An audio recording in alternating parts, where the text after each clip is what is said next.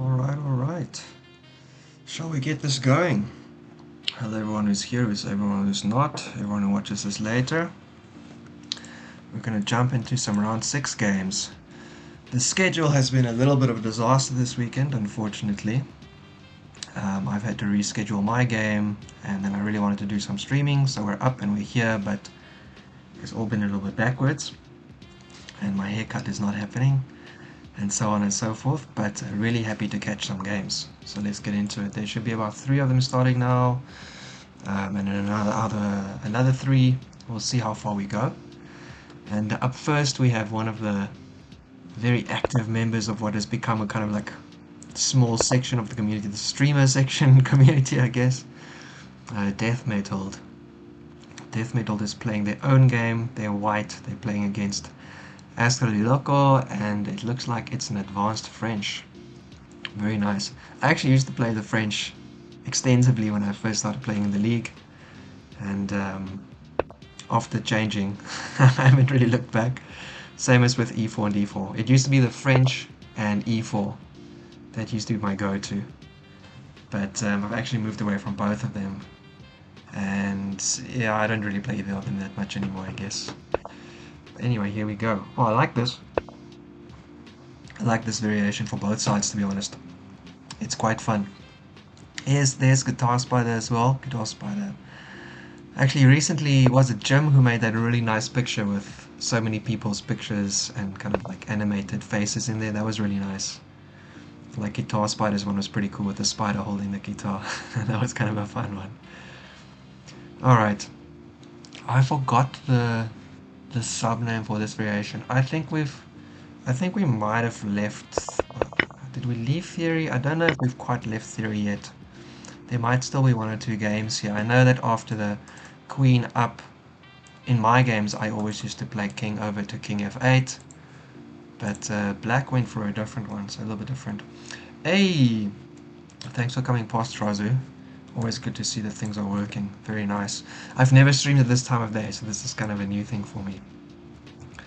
Anyway, let's have a look and see what happens. I'm actually going to dive into just a quick look at what the theory of this might look like, because there's a point here where I'm not sure. So here we go. Very nice winner. Well, always fun. And yeah. Oh, hang on. I'm not in masters. Yeah, okay. Yes. Okay, yeah, we are still in theory as expected. I mean, it gets quite forced halfway through, so I think some of these moves kind of just have to happen, otherwise you'd be worse. Well, both players just already knew this, right? Knight h3. If I ask you which side of the board you like right now, though, it's hard to say black, I think. Just because it feels like they're going to have some problems later on. They've got, a pretty solid center here, but white's got both of the breaks to take care of that. White's also got a little bit more space there, so their knight can't go out. They can't come here, obviously, because they won't be blocking the queen. Would black even want to castle in this situation? If they jump the knight out this way, then it gets chomped probably just to break up this side completely and open up. Or actually, I wonder if you play knight up, they take. I mean, there's no immediate infiltration, and after black castles, they might get some play against the queen and down the g file. It's interesting to see. Gavilan's is around as well. Good old Gavilan's Avalanche, always around. Ooh. Very, very nice. I seem to have a visitor in my room. Oh, okay, and I'm not sure, Tronzo, I think you're the only one who's actively drink hot wine, because I made myself again recently, and it's so good. So I got some more tonight. I was actually saving it for the streaming tomorrow night. After a long, hard weekend, I would have enjoyed it, but then I quickly made it tonight beforehand. Alright. Yeah, this knight h3 line is something interesting. I don't know this too well anymore. Let's see, for black situation. As I said, I don't think they're really playing on the king side here. Probably have to open up the board a bit. You want to be able to retake with the knight, potentially bring it into the game. They could always double here, but I don't think this really adds much. The winner was a lot of fun. So I have to say, like, in terms of the lines for black that you can play that are interesting, the Winnow French is definitely one of the most enjoyable and exciting, but it can backfire so easily. Oh, there's Knoddle in the chat as well. Another face.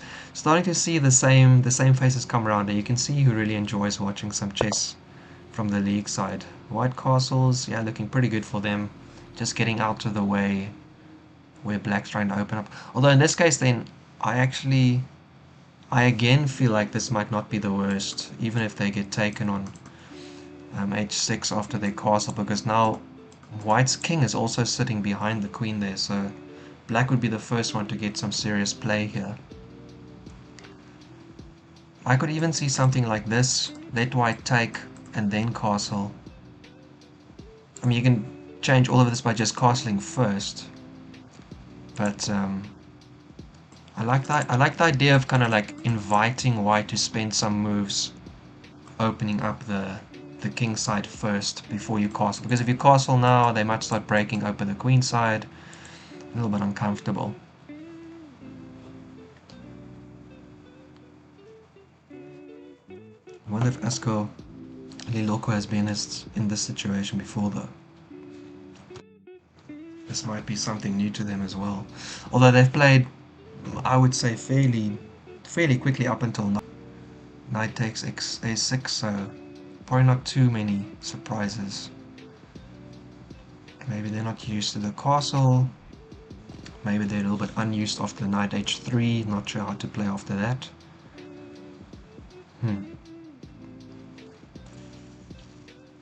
I mean, the only reason you could play knight h3 really would be you probably want to put your knight over here to put some pressure on the center, maybe to jump around some other directions later on. Alright, black decides to take themselves, open up that c5 square for their knight again, bring it back in. White has no immediate way to take back. Although I would be, I don't know. Would black really try and spend that much time to keep this pawn? Yeah, push and take. Then it's a pawn for a pawn, but the knight gets on d4, which is a real nice square. You can also see, for instance, if white gets this backwards e pawn is going to be very, very tender. Delicious. Don't drink if you're underage in your country, but if you're not, try making hot wine. It is so good. Oh man. Yeah.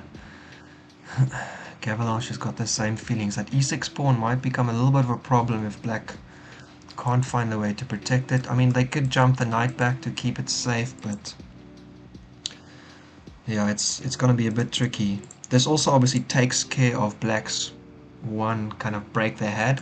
So the queen side really isn't kind of a place that black can make any pawn break action happen anymore. But they still have this g pawn at least. Although I did earlier say that I actually think that white will be the one to make the break. It looks like black has gone ahead and done that themselves. Slightly different. Oh, I'm so sorry, I should be checking the chat as well. Good everyone. Good evening, good evening. I know that you drink Svarak, which I think is a Czech for hot wine. I don't know Svarak at all, but I actually have friends who are Czech now here in Osaka. I've made 2 new friends, both are Czech. I'm going to one guy's wedding this next weekend. I have to do a little bit of a, not like a tiny MC thing for them. No chess to commentate though, but some other stuff. And the other guy actually just had his first child middle of last year. I'm expecting mine beginning of this year, so we've been talking a lot about first kids as well. Oh, black does take that spot for the knight. You gotta wonder if this was a great trade for black though. And 1 second, I just gotta check here. More of a beer guy. Yeah, all Czech people are, right? Czech is just, and also they've got this idea of they're drinking like beer, but it's like this much liquid and this much foam. It's rather strange. I'm not the biggest fan, but you know, to each their own and so forth. Hey Jordan, good to see you, man. I'm sorry for jumping in front of you guys. My whole weekend kind of went upside down, so apologies, but happy to do a little stream at least while I have some time and enjoy my hot wine. Ah, yeah, Knoddle. Thanks for coming past this side as well, man. Appreciate it. I recognized the name. I was like, ah, yeah, they were on recently as well, weren't they? I realized that my camera's a little bit off focus. I don't know if I can fix this quickly while Black is thinking. The point I wanted to make was I wonder. No, it's gonna be too much effort. Never mind. Um, Black took here, right, and then this by taking they opened up both these squares. So Black will get the c5 square for the knight, and White could get the d4 square for their knight, which is kind of what would have happened either way. If White took, Black would have taken with their pawn. However, this way, I don't know. I feel like it's quite a trade-off for Black to let White get this spot for their knight. You know, the d4 square is really juicy. It's an outpost now, right? There's no pawn because the e-pawn is way back. It's going to be tender. It's sitting behind the other e-pawn here. I don't think White's going to lose this pawn anytime soon. So this is basically d4 is an outpost, and c5 is not an outpost, you know, so you could push these minor pieces around. Yeah, it's a little bit of a coin toss, but I guess Black had to get their knight into the game somehow, right? So fair enough. Hold up a3, b4. Okay, okay. Yeah. It's actually just a little bit of a tense situation. Your death metal is probably trying to calculate this now. If you go a3 kicking this bishop, how many spots does it have to go? And if it goes here, you actually fork the two pieces. So the in-between move clearly is to jump the knight this way, right? So if you play a3, you don't move the bishop, you jump your knight out first, hit the queen, and after the queen moves, you can retract your bishop either to c5 to defend this pawn for a little bit. I guess. I'm unsure. I guess so. I guess it's not bad. Or they could probably still play and just push you further anyway, so I'm not sure how much it really helps you. And then after that, where's your knight going? You might have to jump back here again actually, because it won't have many places to go. Interesting situation. We'll have to see. Yeah, this game went really quickly, eh?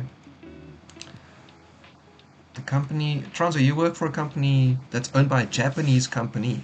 Okay, well, I mean, there was that big scandal, you know, thing now where Japan Steel tried to buy US Steel, which I for a while was trying to figure out, is this commodities trying to buy each other or like a federation kind of thing, but it turns out it's company names. And then it got blocked by the government on the US side, and now it's all like, let's sue each other and have a blast. So yeah, I guess Japan's getting in there. Well, the interesting comment that someone said where like Japan and US are the two biggest investors in each other's kind of economies. I guess that makes pretty good sense actually in terms of how you can think about, you know, geopolitics have developed and the kind of economy sizes. Japan has, you know, dropped a little bit and stuff, but still fairly big player, and they definitely need to keep the relationship with the US. Otherwise they'd be basically just sitting ducks for I don't know, like China and some other people getting the pressure here in the Asia side of the world. But let's not get into that too much. That's fine. Anyway, Asahi Dry, man. Asahi Dry isn't bad. I just want to say quickly, I personally think that this move looks fun, but it doesn't quite work. Okay, maybe 94 and attack e6. Yeah, so I think the Lichess chat has got the same. I don't really know how much this is good, because you end up just forcing the move that Black wants to play anyway. I would love to put my knight on d4. If they hit my queen, they hit my queen either way, so not the biggest deal. Maybe I push it away with my... Maybe I push the bishop away with my queen in that case. So yeah, I'm pretty happy just taking this pawn. I think d4 is a great outpost for White. And I think that the f4 square with that looking really good here. Unfortunately, they don't have a light square bishop anymore. They can try and prop up something and maybe even put a knight down here. Maybe what you could do for White long term, you could look at a move like this maybe. So if you can't get to take the e6 pawn, you could even maybe just get onto d5, because that square is also opened up now with the c5 push. Gotta make use of those. I don't think white's going to be playing f4 anytime soon. You need that square, you don't want to open up your king. I'm also not quite sure where they want to put their dark square bishop though. So I would go here, I would go here, and you know, whenever black decides they want to jump it, fair enough. I don't see any big threat that black has right now. So, I mean, you could go a little bit slowly, you could kind of come up here. I wonder if you do this if white would, if black would consider pushing their pawns completely. So maybe you do this, and after that you start here. This is not really a break though. Maybe, how do you break here? Yeah, and of course if this pawn ever takes, for instance, your c pawn, the file opens, your d knight opens up, so a little bit tricky. A little bit tricky.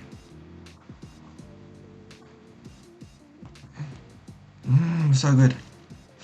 Yeah, those two knights looking absolutely amazing there. I'm going to jump across. There's supposed to be 3 games going right now. So let's not be... oh, hang on. There we go. Okay, we've got...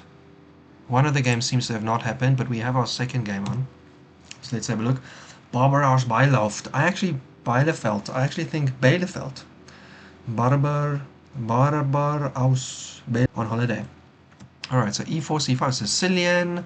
It's a Rossolimo, g6. I like this as well, c3. Yeah, this is a nice... if I was playing a Rossolimo and I played against d6, I think I would play the c3 variation. It's kind of a nice one, I think. Alright, so up, queen up, interesting. Defending the pawn, because the knight went... Oh, okay, obviously because the knight jumped instead of the bishop first. So knight jump forces the queen come up, and then here, still normal, then still normal, everything normal. d5. Yeah, in this situations, so in this kind of situation, as black, I'm often really unsure what kind of pawn push to make. Unfortunately, it's not always clear which one's best, and then afterwards the engine says, okay, I'm an idiot, I should have done whatever. So they play d6 here, makes perfect sense, open up this, defend your knight. There are actually, I think, also variations where you can, for instance, play e5, and then if they take, you can jump this way, because you're Mazillion attacking that pawn, so it's definitely going to go. I don't know, this way, I would say is maybe a little bit less comfortable. You can actually jump here, though, which is nice. Actually, that's not too bad. Yeah, they could still stop you halfway. Oh, I've been in situations like this. I'm not the biggest fan of having to decide which pawn to push in these situations. Anyway, d6, probably perfectly fine. h3, just keeping the light square bishop from putting the knight.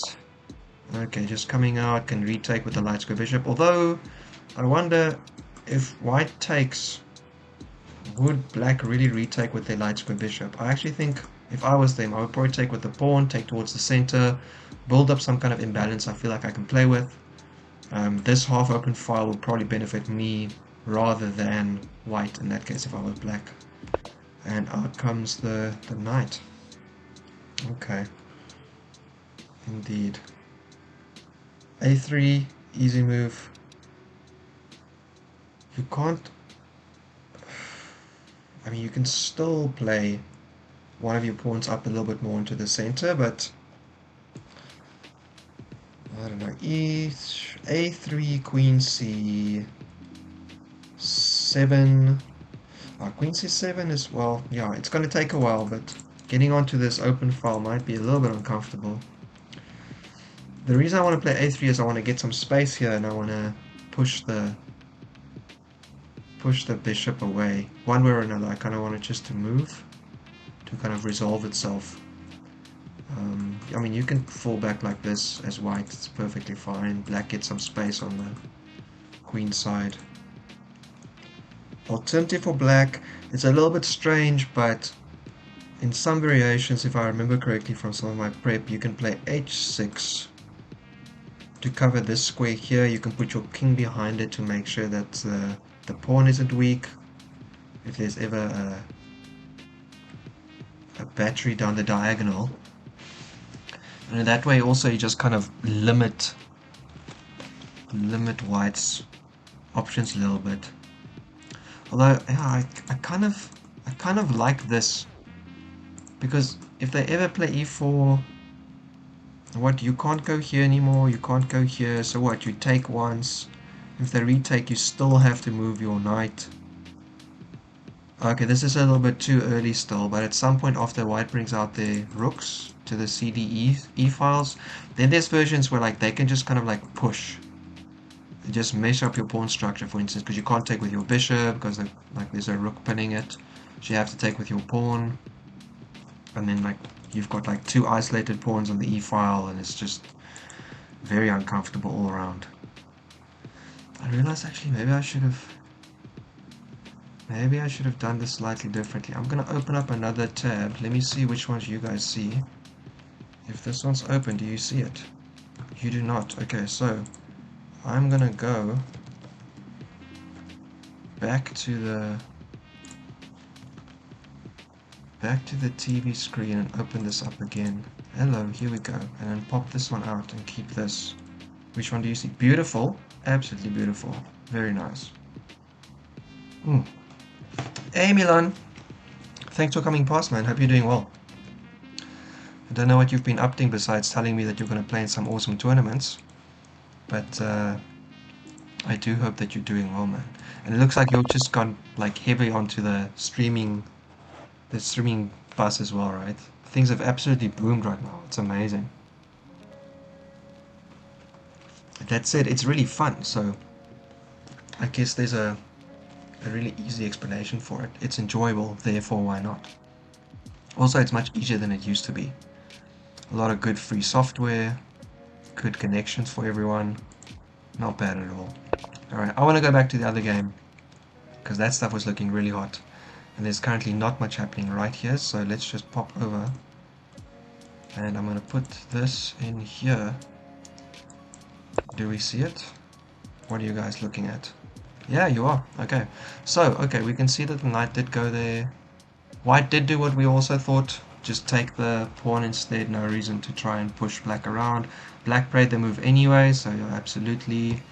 And yeah, I considered this as part of my c4 push. I thought this might be nice, but a little bit unsure how that works after this file opens up, especially if black, even if they don't castle, just push a rook there. If they do castle, the rook will be there. Although I don't think black is castling anytime soon, if ever even. This is going to be tricky. Maybe in this position they can try and castle. Put the knight over on the g file.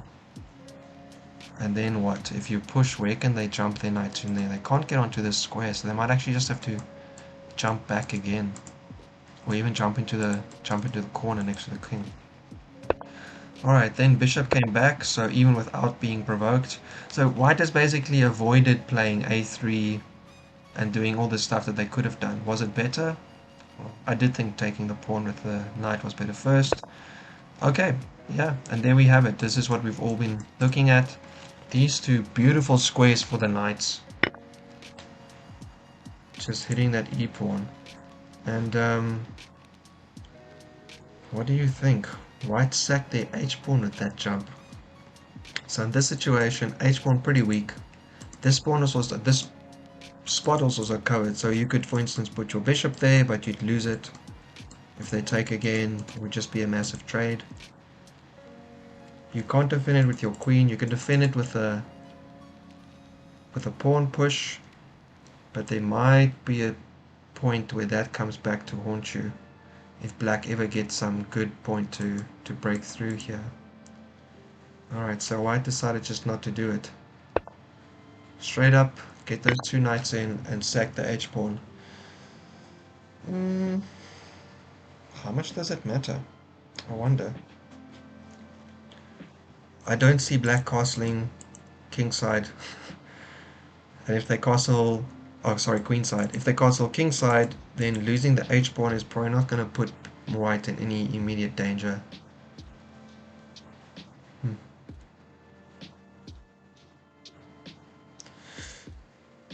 That said, I do think that black's in a little bit of a tight spot here. For them, I would actually consider this, just to get my dark square bishop out.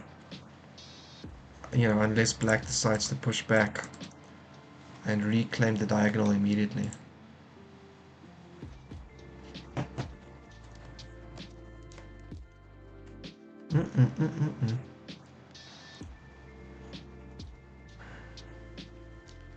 Yeah.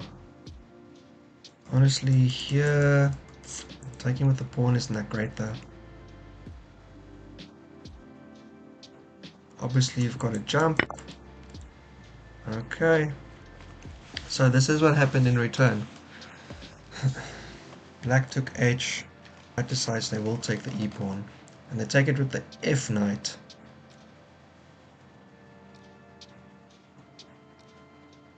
I like that. That's the only one that can push the way. So if you took with the d-knight, for instance, something like g5 might put you in trouble because you can't defend both knights. You can't stop the pawn where it is. Yeah, that'd be tricky. Let's take with f knight, good. Also, it does open up f4 if it ends up being something we ever really want to consider. Currently, the g3 square is being looked at, it's eyed, so maybe that's a bit tricky.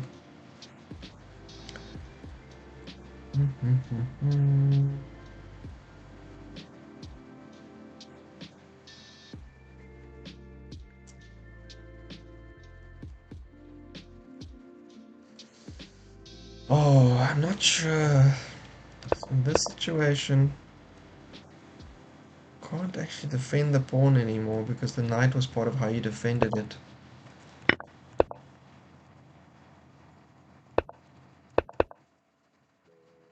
This might seem silly, but maybe after here you should have just jumped the knight back, hit the queen again, and work on the rest of your... Whether your bishop's still outside. Maybe that's tricky now. Yeah, I don't like that black has lost the e-pawn, unfortunately. I think that's a little bit tricky. A little bit dangerous. You know? There might be some kind of tactic here if black falls asleep behind the wheel. Or even this way. There might be something. Here. Take the pawn, the knight's hanging, the rook's hanging. Alright, black at least sees the danger.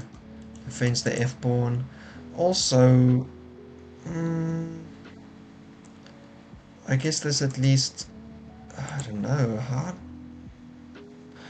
Black can't finish their development on that side of the board. Tricky. I guess... I know, this is double defended.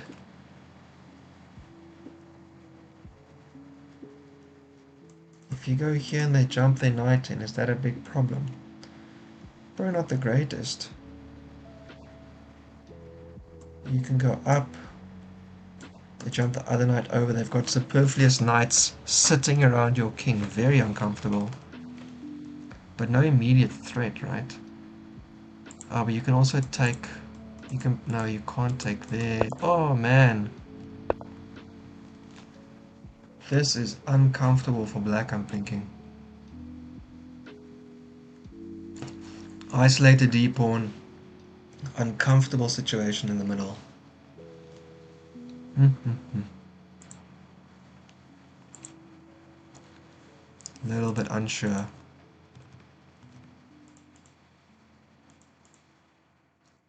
See, our third game never came past, unfortunately. Oh, they rescheduled. Okay, they should start in a second then, I see. Alright. That's good. I was hoping to see a few games in a row. Alright, so White, what to do? I think White's going to consider a few things here, but since these guys are defending each other and this pawn is hard to attack, I think it might be time to consider taking this man out for a stroll somewhere. So I still really liked b2 just to try and get it out to this diagonal. This does weaken your c3 square, which might become a bit of a problem, but you also need to get your rooks out at some point, surely. And don't call me Shirley. Slow push, king up, then the other pawn to try and push this knight out of the way. King up, they get a move, and then you play f3 And this knight's got to move. And it'll go back here. Take, take, hanging pawns.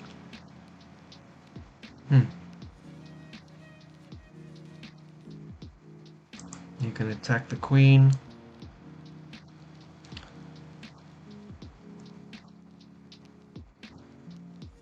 If the queen doesn't protect the square, you're going to get a check-in. If it does protect the square, I guess it means it went there. Then you can force a trade.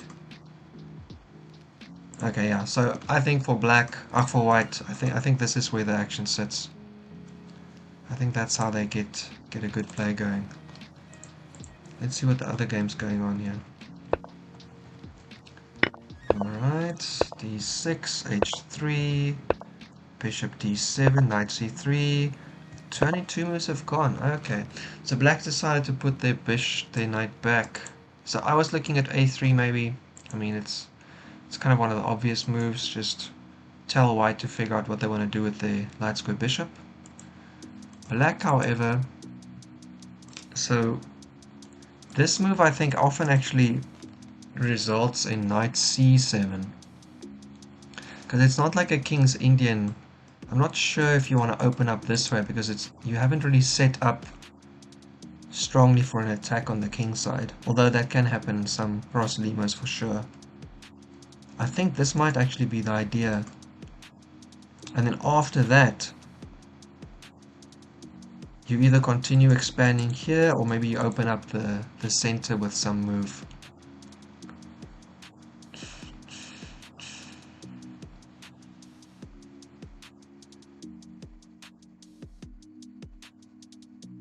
Yeah. So take here for instance, let's say you drop back, I push. If you ever decide you want to push forward as well, I can still drop my knight back. Also, I can get this knight, if you don't push, if you trade off, I can get this knight from e6 into f4 or d4 later on. Rook over onto the d file, and there we go. Knight c7. So white has to decide what they want to do with this light square bishop now. Up for discussion. Up for consideration.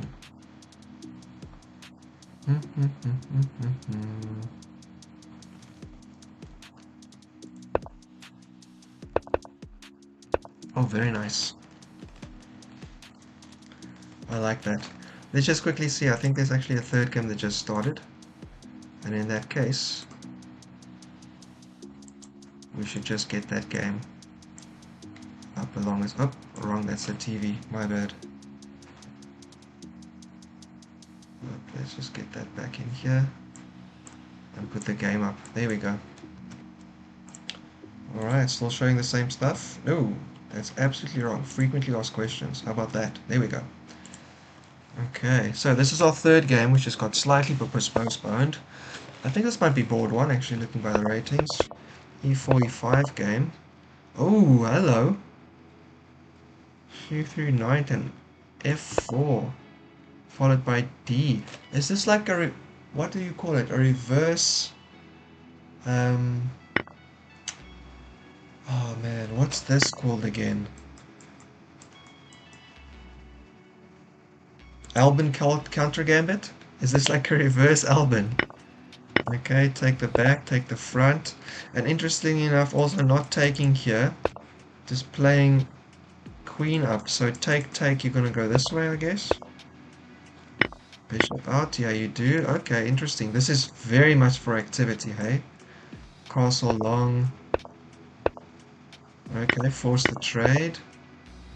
Now white's got an isolated pawn. Black has no isolated pawns. White's got a bit more activity. Take, hit the light square bishop. This is intense. Very interesting. Very, very interesting.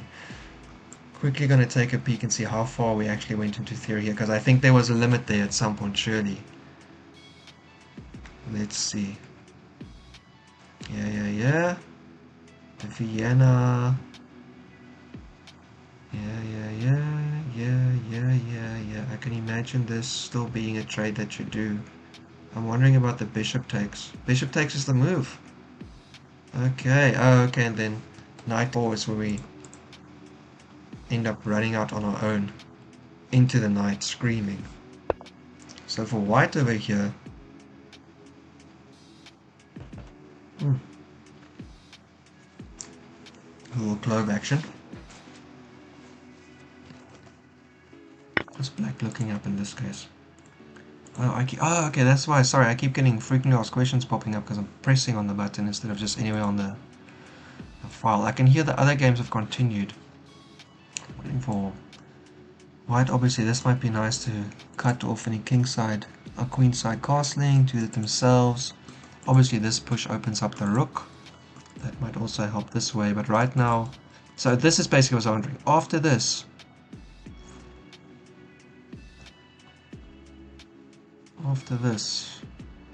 what do you do? Do you push here? Do you jump here attacking this? Because if they push, you can still move out of the way. You don't have to sack it. You don't have to castle to defend the rook. Here, and then they castle. Then this pawn would be hanging with check. Take, come back. Alright, so much happening. Okay, so indeed white decided not to take over here. Actually, I think I should be putting these on silent while we're not watching because it becomes a little bit distracting. There's too much happening at once. Okay, so they did decide to keep their bishop. Yeah. So this obviously situation, I still think that black normally has this, but I was expecting black to actually open up in the center. Not crash, but open up in the center after this, maybe with e5. I don't think blocking up the center this way is specifically bad for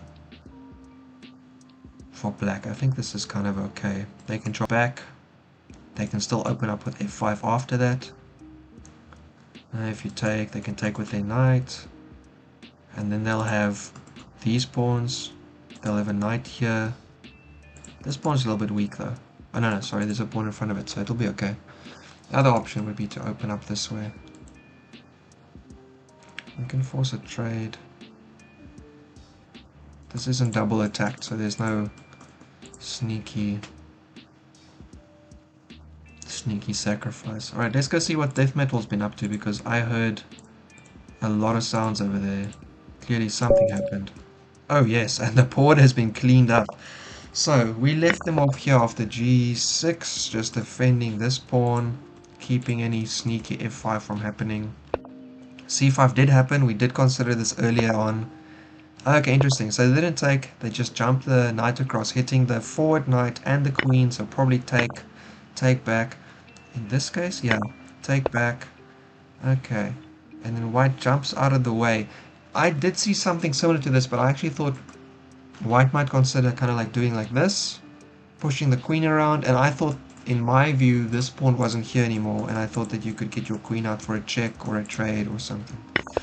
Anyway, back, hitting the dark square bishop, opening up this attack on the d pawn. If you take here, they take your queen and they still take, so you have to move the bishop. Bishop goes all the way back, and then forcing a queen trade by taking with the queen. I take it because this rook is also attacked, queen is also attacked. You can push to force it. So take. I mean, I gotta say, hanging pawns de5 middle of the board look very strong. White is up a pawn. White is up a pawn, and I would say up and just a little bit of development as well, because the king's still sitting here, they haven't castled, and they actually undeveloped their bishop. The knight hasn't even moved since the start of the game. Yeah, this is getting a bit rough for black here. Alright, out with the knight, hits the weak pawn, it's defended, and this is where we're sitting now. Alright, black, you've basically traded off into an intense kind of endgame situation. You've got so much time. But what to do? This is tricky here. This development move makes sense because you can't go anywhere else, but from here you probably still want to find another place to go. Okay, my first thought is bishop a5 and queenside castle to hit this again. They'll probably end up pushing, but at least in that case you can move your knight across. You can attack here, you can jump it over here if you need to. You probably actually ideally want to find a way to protect it here, but you can't. Also here is not too easy to get to. Yeah, anyway, so I think this over here followed by long castle might be the way to go. They can hit here, but none of these actually immediately matter.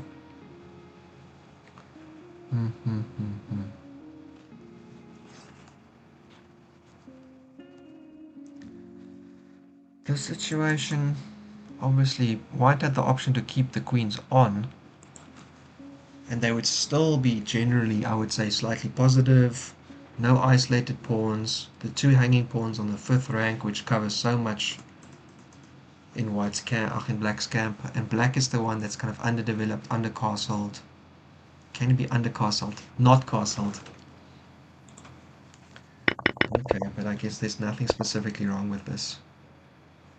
Can't be bad either, right? Can't be bad either. Hey, Jordan. Yeah, man. This stuff is going real intense. Busy is as busy does, and this is very, very busy. Where was that? Okay, here's the third game. I want to go back to this one for a little bit. Okay. No! Black hasn't moved yet. Alright, my thinking was, what if they go here, right? Bishop over to e5. If they fall back, this is also covered. If they fall back and white pushes the pawn, take. Maybe they put over here to attack that pawn.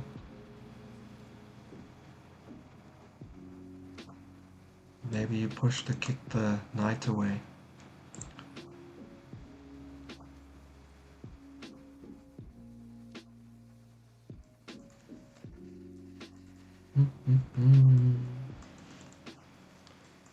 Here, cutting the king off from castling that side. Although, I mean, it's mega in-game, so you can just play bishop e7. That should be fine too, right? Can't see being a big problem just moving your king up the board slightly. Surely good. I think I'm gonna get a little bit more of this beautiful... Do I still have a be right back getting hot wine sign somewhere in my stream? Give me 1 second. I'm sure I have something like that. No, here. Okay. It doesn't say getting hot wine, but that's what's happening. So, 2 seconds, I'm gonna get some hot wine. Ooh. As my mouse decides not to work. Be right back.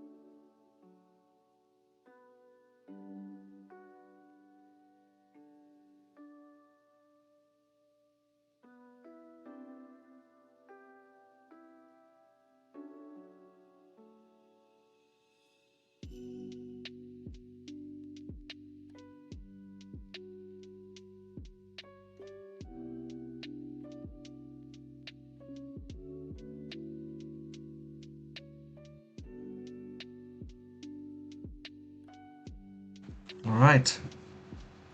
Shall we continue? Oh, interesting. So black says take my like square bishop. I will take control of this diagonal.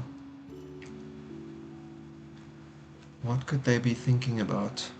I mean, this is a big commitment. They could end up with pawns like this, right? It's pretty bad.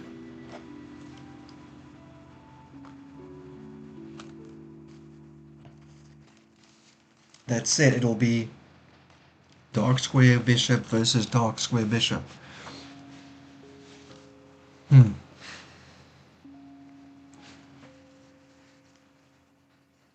And white can't castle long, so they can't immediately get a rook like that. They have to move their own dark square bishop first. It can sit. I can see a bit of interesting points for this for sure, right? So in terms of where the dark square bishop can go for white, this currently means nothing. This means nothing. Now they're covering this as black. This means kind of nothing.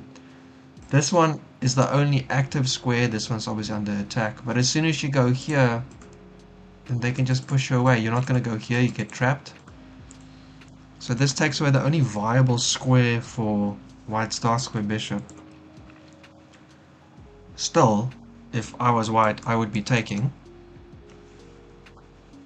And then I mean I would probably take and then push up with my king, so I can play bishop e3 and retake with the king if I have to. All of these squares are protected. If you want to go take my isolated pawn, it's actually going to take you a move to do that. So let's see here. Take up. Maybe you castle long. Rook on this side. I come out attacking your bishop. Maybe you drop it back to try and fix your pawn structure. I can even put threatening to trap. And in that case, you either have to push as well, and I can keep on breaking through, or you have to take, and then this pawn is weak. I'm actually starting to wonder what... I can see the point, but I'm wondering if this was a good enough idea.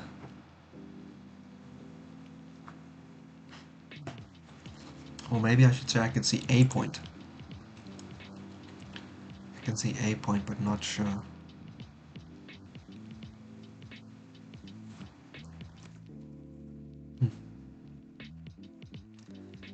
Let's move along the cycle a little bit.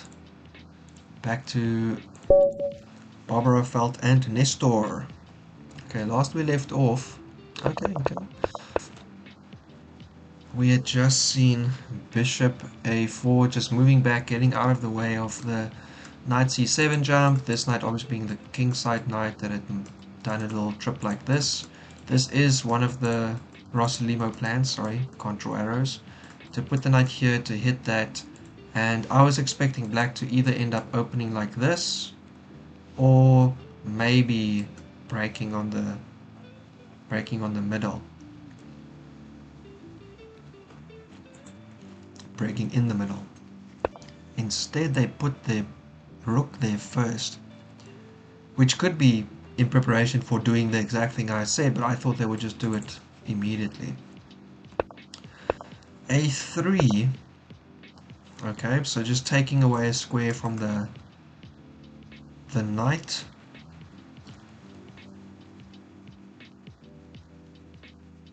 I'll be honest, I feel like that's a bit of a waiting move. I'm not sure if white really...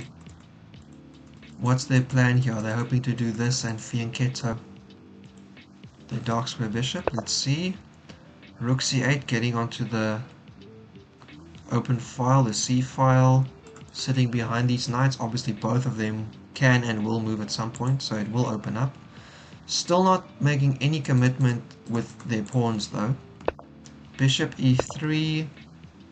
Okay, so eyeing that square, so obviously now if they play d5, the A pawn will drop, although after that, you know, you've got some pressure down there, so something to keep in mind for both players. You can't just imagine that's good immediately. Hot wine for the win. Okay, black gets out of the way ahead of the time, so this comes with 0 tempo, 0 tempi, and you can decide you want to push, you want to push. This is still possible as well. It's double defended. Alright, and black is followed by white. White also gets out of the way. Bishop c2. Bishop c2 keeps this pawn safe, and that's about it. I don't think this is specifically great diagonal for the bishop because of these two pawns. I was expecting the bishop to just trade off, since that's, you know, 80% of the Roslimo plan. Otherwise, maybe coming onto this diagonal with the king, you know, the classic play for Sicilian. Which Sicilian is that? Bishop c4, just looking at the king. Oh, actually, that's not just the Sicilians. Smith Mora does it, a few openings does it, because it's such a very thematic move. Okay, and then black decided finally to play a pawn move, a6. Okay, we did expect them to play something like this, but much earlier already. A little bit surprised that they've played this so long. Oopsie, sorry. Visitors in the room.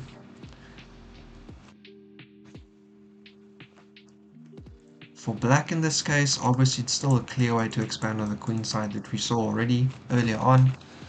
Now that they've played a6, they could always just play the knight back as well, and if you push, they could just jump it in here, because there's nothing to take on that side, although a6 weakens the b6, or a6 weakens the b6 square. So if you, for instance, jump back here, you go there, then they can pin the knight to your queen, and your queen can't move. And you can't attack the bishop on b6. So let's hope that black doesn't do that, because I think that'll be really bad. Don't jump back here. But anyway, it's white's move first. a6 into what? For white. I don't feel like white really has had a strong attacking plan here, to be honest. They open up with Roslimo, c2, a c3 variation, which I thought was pretty good. I like that. I think this gives white a pretty good situation. Strong center. Yeah, okay. Okay. So here black plays kind of a very slowish idea, and white doesn't really do much with that time. Rook d1. Maybe expecting something that didn't happen. I think maybe in this, or something like that, break while your opponent is backing off, you can push a bit.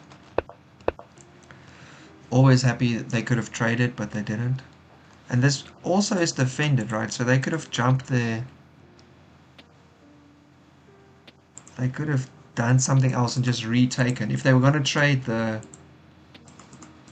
bishop for a knight, they didn't have to move it at all. They could have just waited and retaken. But they do save it. Yeah, I don't know really what, if they did this, what, you'd have to trade your light square bishop, I guess. But light square bishop for light square bishop is very equal, and there's no immediate color complex that's super terrible. If they push here, then great, you've got light square bishop, light square pawns with dark square bishop. Yeah. Yeah, I think BarbarAusBielefeld is Bielefeld, sorry, I keep saying incorrectly. Bielefeld has not been too clear on their attacking plan so far this game. Doesn't mean they won't get there now. But yeah. Here, for instance, there's b5 just blocking you up, or they can trade in b5 or something. Actually, it might just even be like rook ac1, just getting the other rook into the game, off of this dark diagonal. Whoopsie daisy. How do I even get that arrow? Okay, there we go. Off this dark diagonal.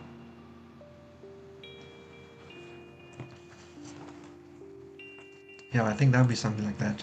This would probably be my move in this case. I don't think there's too much reason to spend millions of hours on a decision here. I think you can make a quick, easy decision, develop a bit further. Let's see, back to deathmetalled. What have they been up? So last we saw, oh, a few moves that happened here. So we saw them trade into this endgame. And my idea here was to put the bishop on this side and castle long, just to get more pressure down the middle. But instead they put their their king up. King f7 into a clear check, I might add. And indeed it looks like white just played it. And you can't go anywhere here. So you have to run somewhere else. I don't know, maybe even this might have been slightly better. But then here and you lose a lot. Yeah, okay. Knight g5. King goes over. So king is now kind of committing to keeping the king side together, I guess. This pawn could potentially be open to some attack because of the white pawn that has been lost. So it's a semi-open file, but no. Alright. And then again, white just continues to jump and take.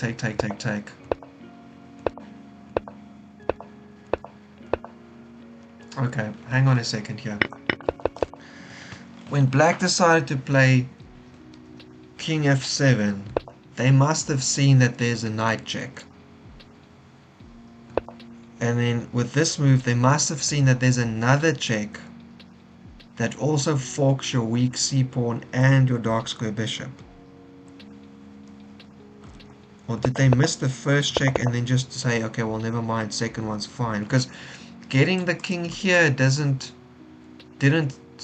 magically improve their position, unfortunately. Okay, so pawn's down, king's over attacking the knight, so the rook. That's good. Here you don't, I mean, why don't you just get your bishop out into the open, or even here just attacking that pawn and kind of forcing them to commit something. Okay, attack again, back with the check again. So king's done this little boogie woogie on fg7, and afterwards they play b3, which I asked them to play way earlier in the game already because I wanted them to get onto this diagonal. Alright, so now we see bishop. I'm guessing the knight's not gonna be sticking around though, and also threatens a beautiful fork here, so gotta be careful. Bishop b7, so can get traded, which I actually think might be not too bad for for white, sorry. Taking that off the board when you've got connected passes, which are currently hanging pawns because they're still next to each other, and you can play f4 to... I think the game's done, yeah. So let's just see how it ended here. Okay, so... okay, white found a nice another one. Black's king is unfortunately in a bad spot, so they can give it a check and take the rook behind it. So get the rook out of the way, then take the bishop. Yeah, I did think that was a good trade for white. King takes, and then take the check anyway. So now here, king's only got 3 squares to go, apologies. Goes back, and then pins the knight. And now in this case, I think what basically is white's going to push, kick the knight, push, unveil, and also threatening to... Yeah, that's a little bit tough. GG. I'm quickly going to run into the analysis. In this game, I have a feeling that things still relatively okay until that king move. That's where things feel a little bit uncomfortable.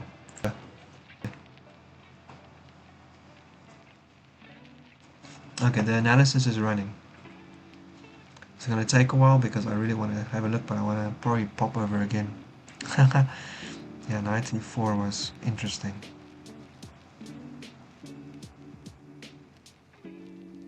This game went really quickly, by the way. So we played, this was a 1 hour game, 45-45, it was a 1 hour game, quite fast. Both players playing fairly quickly. We'll see at the end. 43 minutes for black, 34 minutes for white, so definitely did not use their time, so to say. Although you can still argue for which player that was a detriment.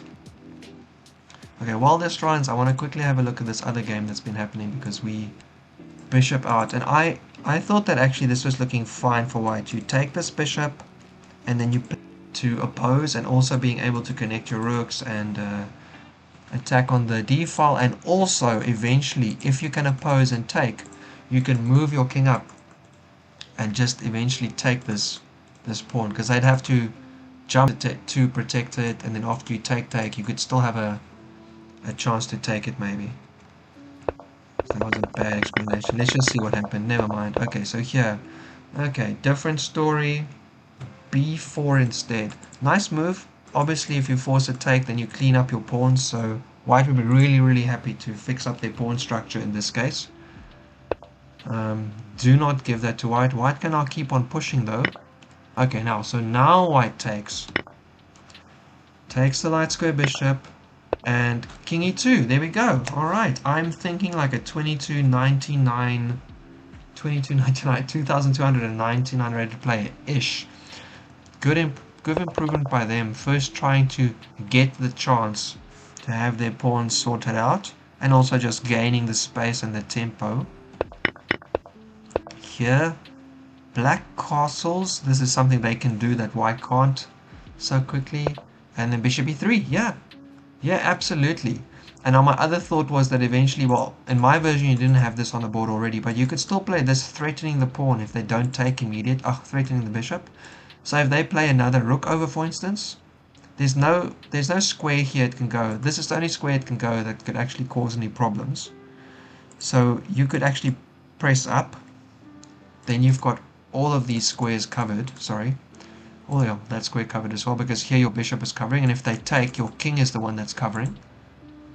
And you also have a4, which might force them to push, although in my version now this b pawn wasn't there, so I'm a little bit unsure what I feel about that. But maybe you take, and then you've both got isolated pawns on the CA files. And they don't have an isolated pawn, but they've got a kind of like an overextended pawn here.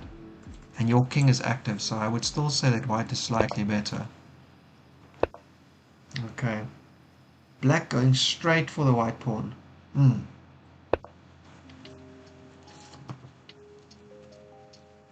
Okay, white saw that coming, obviously. Very quick move. Nice idea for black, obviously. Can't fix this. If this comes, you can still take later. Immediately just gunning for that weakness. However, the weakness is protected. And if you take, you fix the pawns, and then it's double protected. Then it's protected again, double protecting this and the thing. Oh. Yeah, I think white has actually been able to take a bit of an advantage in this game. Unfortunate, because I was liking black's kind of... Well, no, actually in this game I was liking white's opening a bit more, just because it was so interesting. So opening up with Vienna, the gambit one, I don't know it very well. And in this case, after this, playing knight d4 was the place where we actually left mainline theory, I think. b4, great move, and then taking and playing this bishop up e3 that we thought. And here, so this is something I didn't even look at earlier, but here obviously then, great way just to connect. So black can't really... You can get rid of one of your isolated pawns. So here, like this. Then your dark square bishop's kind of doing nothing, and they might even play c6 just... Well, actually, no, c6 might be good for you. So if you're here, their white pawn is here, then you might want to play c6 to get your pawn out here. Okay. Yeah, so I actually think that maybe this is black's kind of way to go. Play c5, make them take, and then play your bishop over here. They probably don't want to play forward because it's triple isolated pawns, right? It means very little if there's no specific like square you want to get on. So I don't know if they'll play c6. If they play c6, you can bring your bishop back again. It's the same situation, but this pawn is moved here. Actually, that kind of sucks. You've just like sacked a pawn. Well, you've isolated these pawns, I guess, but I don't know how much you would be super excited by getting that done. If they don't push c6 though, you can put out your dark square bishop to the back here, right? Pretty good stuff. And then you can double pressure the e-pawn. Go on there.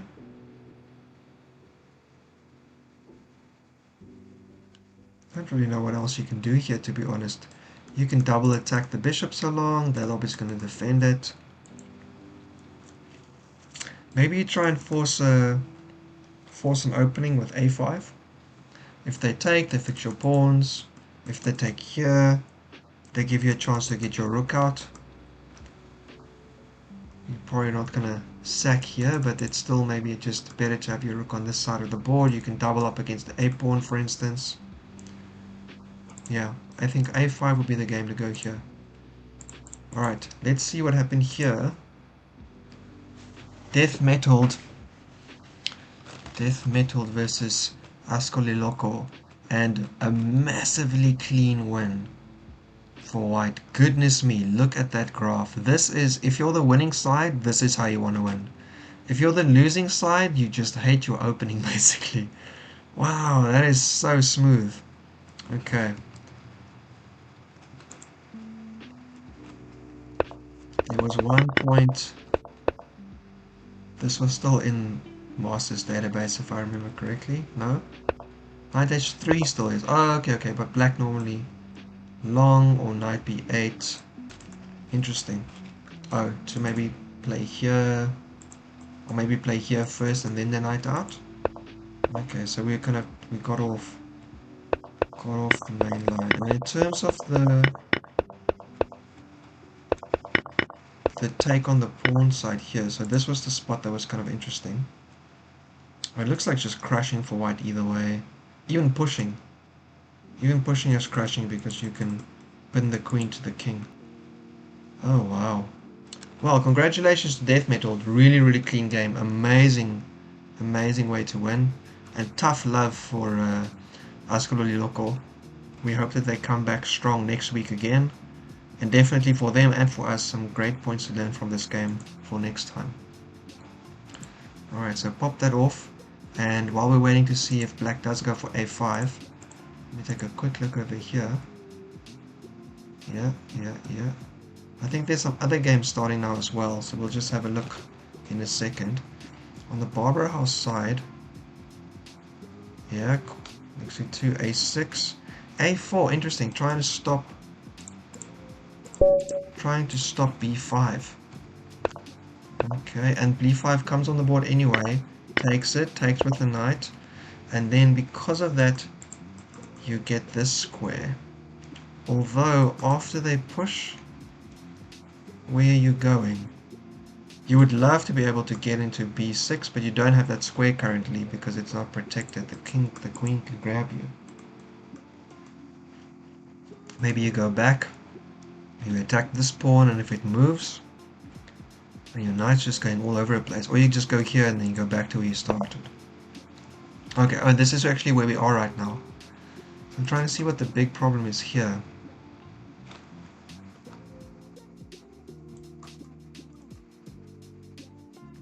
You can take, everything's defended enough. So I'm expecting, if I was Nesta, I would really be thinking about kicking that knight. I do not want it sitting on my front door like that. Very uncomfortable. You could also bring your knight back in here. I think this is just a clear move to play. Let's get that other game in now. Here we go.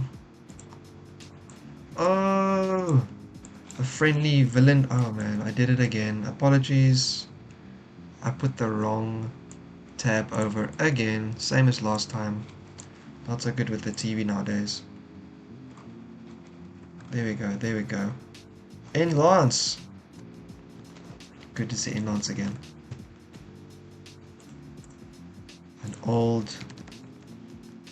An old face, someone who we followed back when I was actually going on holiday for New Year's last year. We were checking out What are their games sitting in the...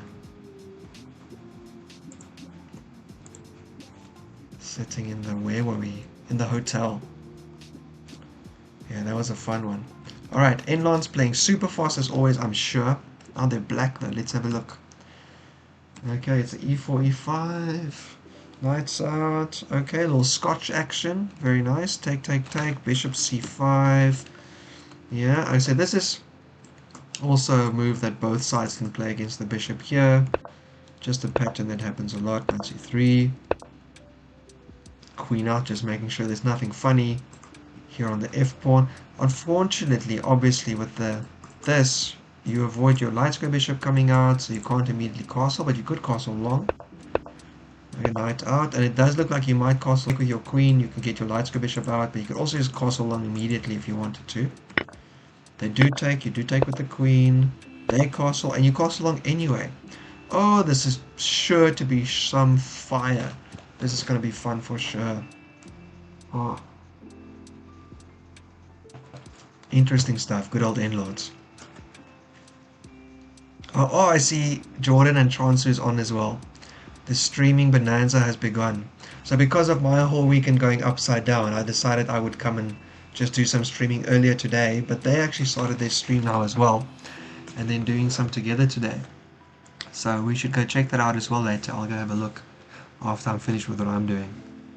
Alright, so after the situation, castled and black wastes no time just coming at it with a5. I'm not going to say I'm biased, but NLance is such a fun person to watch because they play so quick. So it doesn't matter if it's a long classical game, their game is going to go fast. Look at that, 48 minutes, 43, and there are how many moves in already. Alright, white responds with a5, a3, yeah, that happens. This is also something I sometimes wonder in my games. So there's this idea that you should play the opposite of what the opponent plays, right? If they play one move forward, you play two. If they play two move forwards, you play one. Because you're trying to control the same kind of square that they're controlling. And you don't want to waste time, so you don't want to play one and then two. Obviously, if you play against each other, then they both kind of like try and control an opposite square.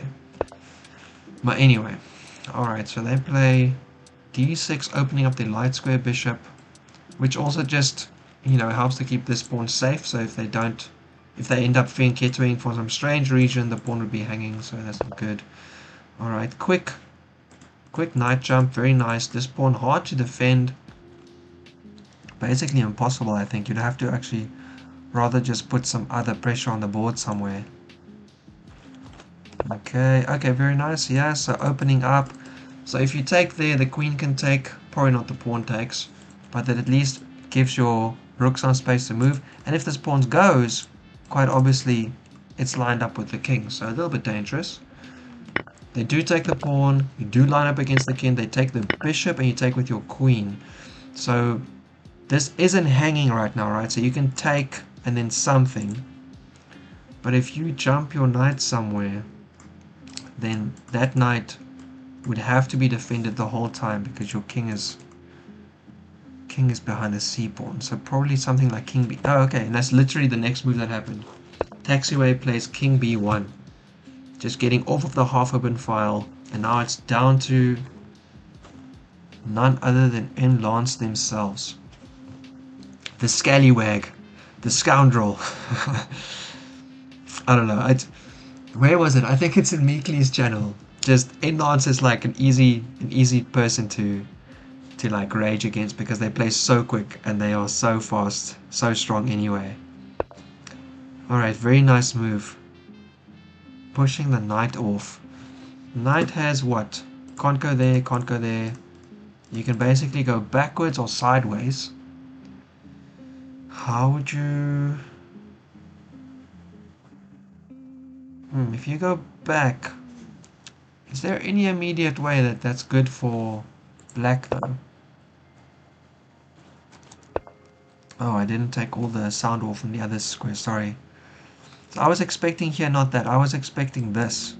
But maybe you hit the knight to make it move first. If they come here, you can take, and then you can play your other pawn up. But you're basically trying to break open the position, right? So a4, knight d4. Yeah, take. I was gonna say I don't see you doing anything else. Now this pawn is hanging though. Tricky, tricky. You can defend it, I guess. But you're probably looking for a way to attack instead, right? If you take, is there anything you can do about that afterwards? If they take with their king and you come in here, doesn't help you in any way. Can you double attack that? If you take, they go, you put your queen there and then you check them. They have to go away.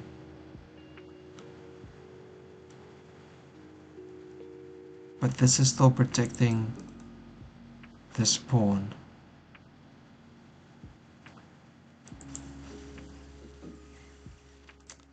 Take. Yeah, they have to take, because there's a flippin' rucksack for sure you're taking. Here, if they take there, you check first, they run their king somewhere. If you take, obviously this is open, right? So if you don't take, that's kind of the thing to look at. Here, here, here, here, that's danger. Oh, that's, I can pin it to your king. And your king runs somewhere.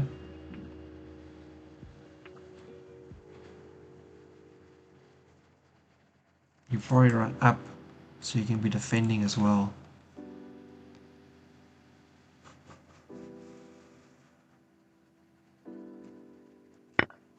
Interesting times. Yeah, see, black has just kind of thrown... Actually, I think in the chat they said they've kind of missed something, but in opposite castling, it's normally not the pawns, it's the space and activity. So if they can find a way to make something work here, I mean, they can defend the pawn sideways and double against the c-pawn, right? And if you play this, they can bring their queen in here, which would mean that you can't... You have to keep defending the c-pawn, because if it gets taken, the b-pawn is pinned. Very interesting. Alright, let's have a look. I think there's a few other games going as well. I want to give a little bit of coverage everywhere while I'm still going. Give a little reset there. There should be... Oh, the other games hasn't started yet. I think some people are late. Interesting. And very unfortunate. Alright, let's continue with the games we have then. So BarbarAusBielefeld, this is the one where the sound is on. Alright, this is the one where I felt like white didn't quite have a strong attacking idea after they opened up. They kept all the pieces on the board, they didn't trade off. Okay, this is where we left off last time. We did think about e6, just pushing that knight. I did wonder if you would do that, but it's not really worth it, and you can't put your knight there, so I thought actually you might end up just like running your knight in a circle. Okay, they put it the other way. Okay. I mean, either one is fine. This square is pretty good. Behind your pawn, looking at the squares in the front, but... I don't know. On the other side for black, very cramped. You know, something like knight c6. Or still, I would say, one of the pawn moves. If they take, you can take back. It's sufficiently defended. If they jump their knight there, that might be a problem though. Here, take, open up against this. I don't know. I feel like black's chance to open up earlier in the game. I don't, you know, they're probably not losing or something, but white definitely is the one with more space. You know, both of their rooks on like nice little situations. Black's only got one, the other one is kind of defending a pawn to source. The queen is off the back rank, this is still on the back rank, both the knights are in the game and the bishops. Here I would say 3 of the 4 pieces are, this knight has to get back into the game. You know, so I don't think losing, but I think black can do better. You know, I think black can kind of improve their situation a bit. Okay, here we go. At least something's happening here that might help with that. Okay, again, same as I said before. Rook AC1 now makes even more sense than before. It's double protected. Whoopsie daisy. It's double protected. Oh my goodness, can I just throw an arrow? Double protected, you can jump your knight, your bishop anywhere. Actually, maybe this and then this, and then if they take, I think this might be a pawn sack. Yeah, if they take, it's a pawn sack, unfortunately. If they push, though, then you could even open up with just taking a pawn because the queen is hanging. Would they give away? No, they definitely wouldn't. Yeah, so anyway, rook ac1, even more so than earlier when we looked at the game. Gotta be the move at this point, surely. It's NLance and I'm here before the game is over. Fabian, no way! Good to see you. Glad you made the stream, man. Oh, hang on. I've got some error happening. YouTube is not responding. Am I still live? What's going on?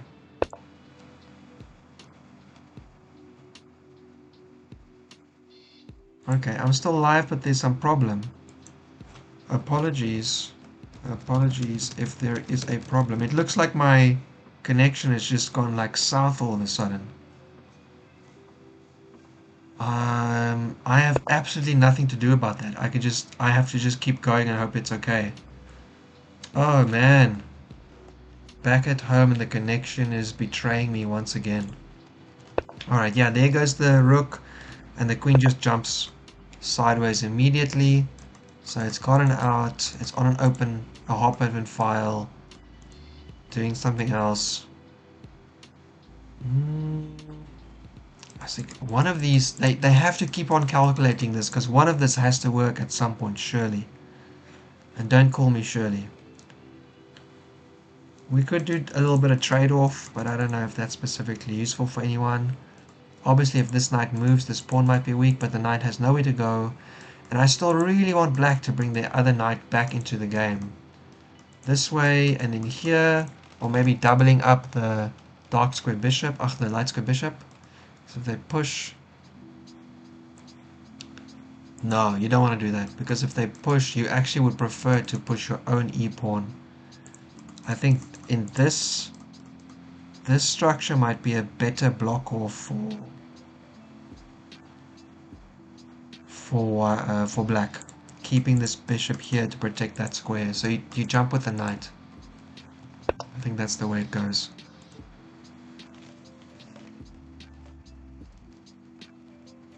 Oh no. And I legit don't know what to do. My connection apparently is bad and then okay, bad and then okay. Let's jump to the next game again, see what happened here. Okay, things... After bishop d4, I was looking at a5, and yes, a5. a3. So again, if you take, white is just constantly asking for chances to fix their pawn structure. Well, if you take here, I guess they take first and then they take back. Then everyone's pawn structure is fixed. What happens if you take here? Or do they just trade? Do they just say it's all good, I'm happy to have... Actually, I guess so. I guess if you take here, white takes back with the a pawn, keeps the isolated pawns on the same file, and then, you know, if you ever have to trade rooks, then not so great. Okay, so a4 instead, blocking up the pawns here, so these guys aren't really going anywhere anytime soon. Rook ad1, just getting onto that file. I guess now also what you could do is you could take, and after the take back you can go here. This pawn would be weak. If they defend it, you can double up. So if they ever do anything here, then that would be mate, so that's dangerous. Okay. And king up. Yeah, you want to get your king up. You basically want to try and take that pawn, right? The trick now is that if you go here, it's this. And then they have to take this way. Here. And they can't take the bishop because it's mate. Oh, black is so suffering from this structure. The fact that the king doesn't have luft is causing black to have some headaches for sure. Okay, just putting the rook up instead. You can double up. You're putting more pressure here. Oh, so you're going to take this way instead, right? Yeah, that could work instead. Okay, but the king takes. Really nice. So no more pin. Okay, f6, and this is where we are currently. What a strange position, indeed. Okay, one of the spectators here, Leverkusen says black intends king x e4 f6. Okay, this is exactly what just happened. So black was planning to have this situation because now this pawn is pinned to the king.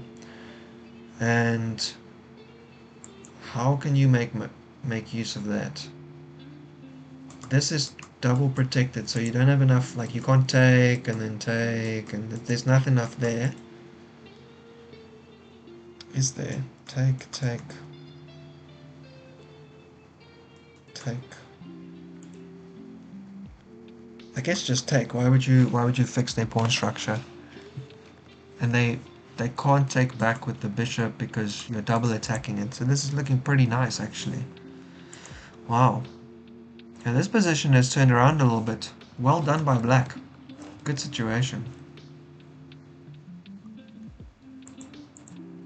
Okay, I have absolutely no idea if things are okay. My drop frames are at 8%, which seems acceptable. But YouTube is still telling me there's some problems. Oh, coming back in such a big city and apparently my connection is no good. Stream bitrate is lower. That's not so bad, right? I'm okay with that. Okay, I'm okay with the bitrate being lower. My terrible connection needs that. Oh, this is a classic move for black here.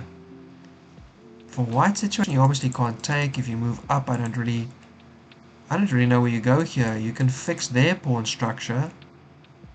If you take here, they take here. You have to take, and then they can take here. Actually, if you take here, they can immediately take. You have to get out of the way. Then you can take. You take, take. So they would just take your isolated pawn and fix their pawn structure if you do that way. Massively impressed. Maybe you go here, and then after they take, you put your other rook there. You can try fight it that way. What happens if you push? You c4 move for white.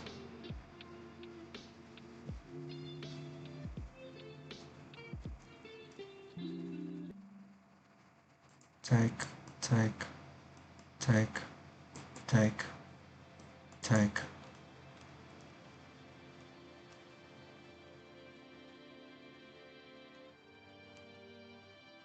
I like c4 for white. And we will give them a second.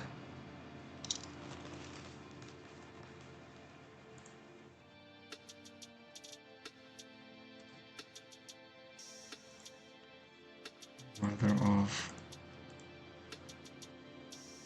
It looks like my connection is indeed dropping. Can you believe it?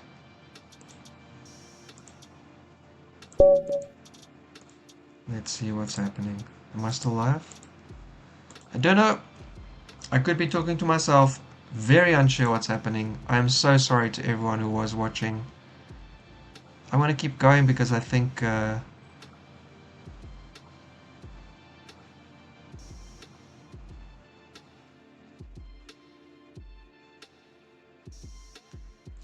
that it is still live, just very, very bad to watch. But once it gets uploaded, it should be fine. So what I can't fix, I won't fix. And what I can fix is just to keep going. Alright, we're here. They were trading. And then they played their knight over attacking the queen. If you take here, what happens then? Take, take, take. And what? Black is down 2 pawns. But okay. I wonder. If you take here, they take your e-pawn. And they're pinning this. Looking to jump this knight somewhere and open up the situation. Take the a-pawn instead. Knight e4.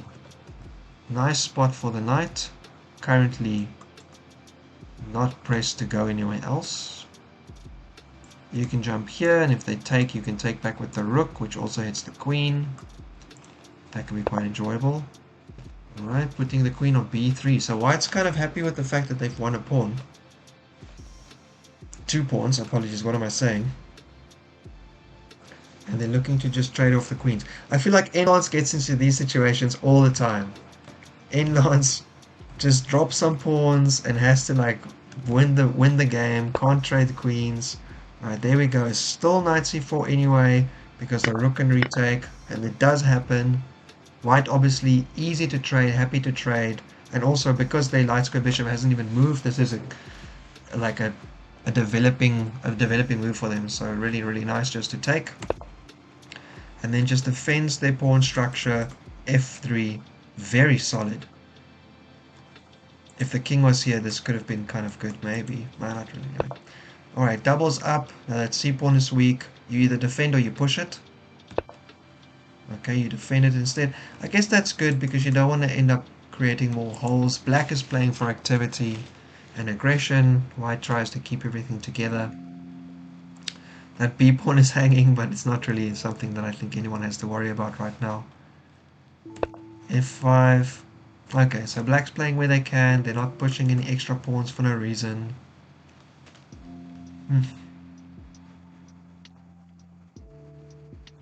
Try this and then push that pawn forward. Anyway, take. Now triple attacking that pawn, but the king is also there, so it's triple defended. Other rook comes out, just getting that open file, looking pretty good for white. So NLance is amazing, strong, super fast play, giving them a little bit of problems right now. I think they have to use the pawns they have here. One of these has to go to push the other one. Because if they take this pawn this way, there might be a chance to play over. Oh, very interesting. King over to f8, just defending against any rook infiltration. Yeah, that's some fun times. Still, white is up 2 pawns and black also has 2 isolated pawns, so a little bit dangerous. Let me jump on the TV and just check if the other games have gone live. Yes! No, yes. Okay, Nesta we've got, taxiway we've got Bakemann and a name that is unpronounceable. Bakemann and the name that is unpronounceable. Okay, so we're only going to be going for another while, and then we're going to let the games go to the other streamers, but can't not cover what is available. I love it when there are so many games happening at the same time. It's so much fun. Good stuff. Alright, this is an English. Oh man, headache already. d5. I like this response by black. I might actually play something similar to this tomorrow in my own game. Well, depends. White plays a different way, but this e6 d5 way of playing is very solid. Okay, b6. Oh wow, is this turning into a... Oh, I studied it. What was the name? What do you call this opening? Something with C. Something with a C. No. This. Oh, I don't know. I don't know what you call it. Actually, 1 second. I'm gonna look it up quickly because I'm absolutely certain that there's another.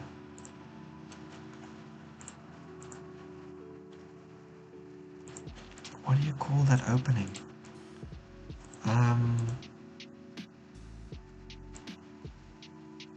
A cole or a coal. That's the one I'm looking at, right? I think that's the opening I'm looking at. This is a. In my head, I'm saying Colle every time. Actually, know if that's how you pronounce it. Apologies. It's probably completely wrong. But it's C-O-L-L-E, right?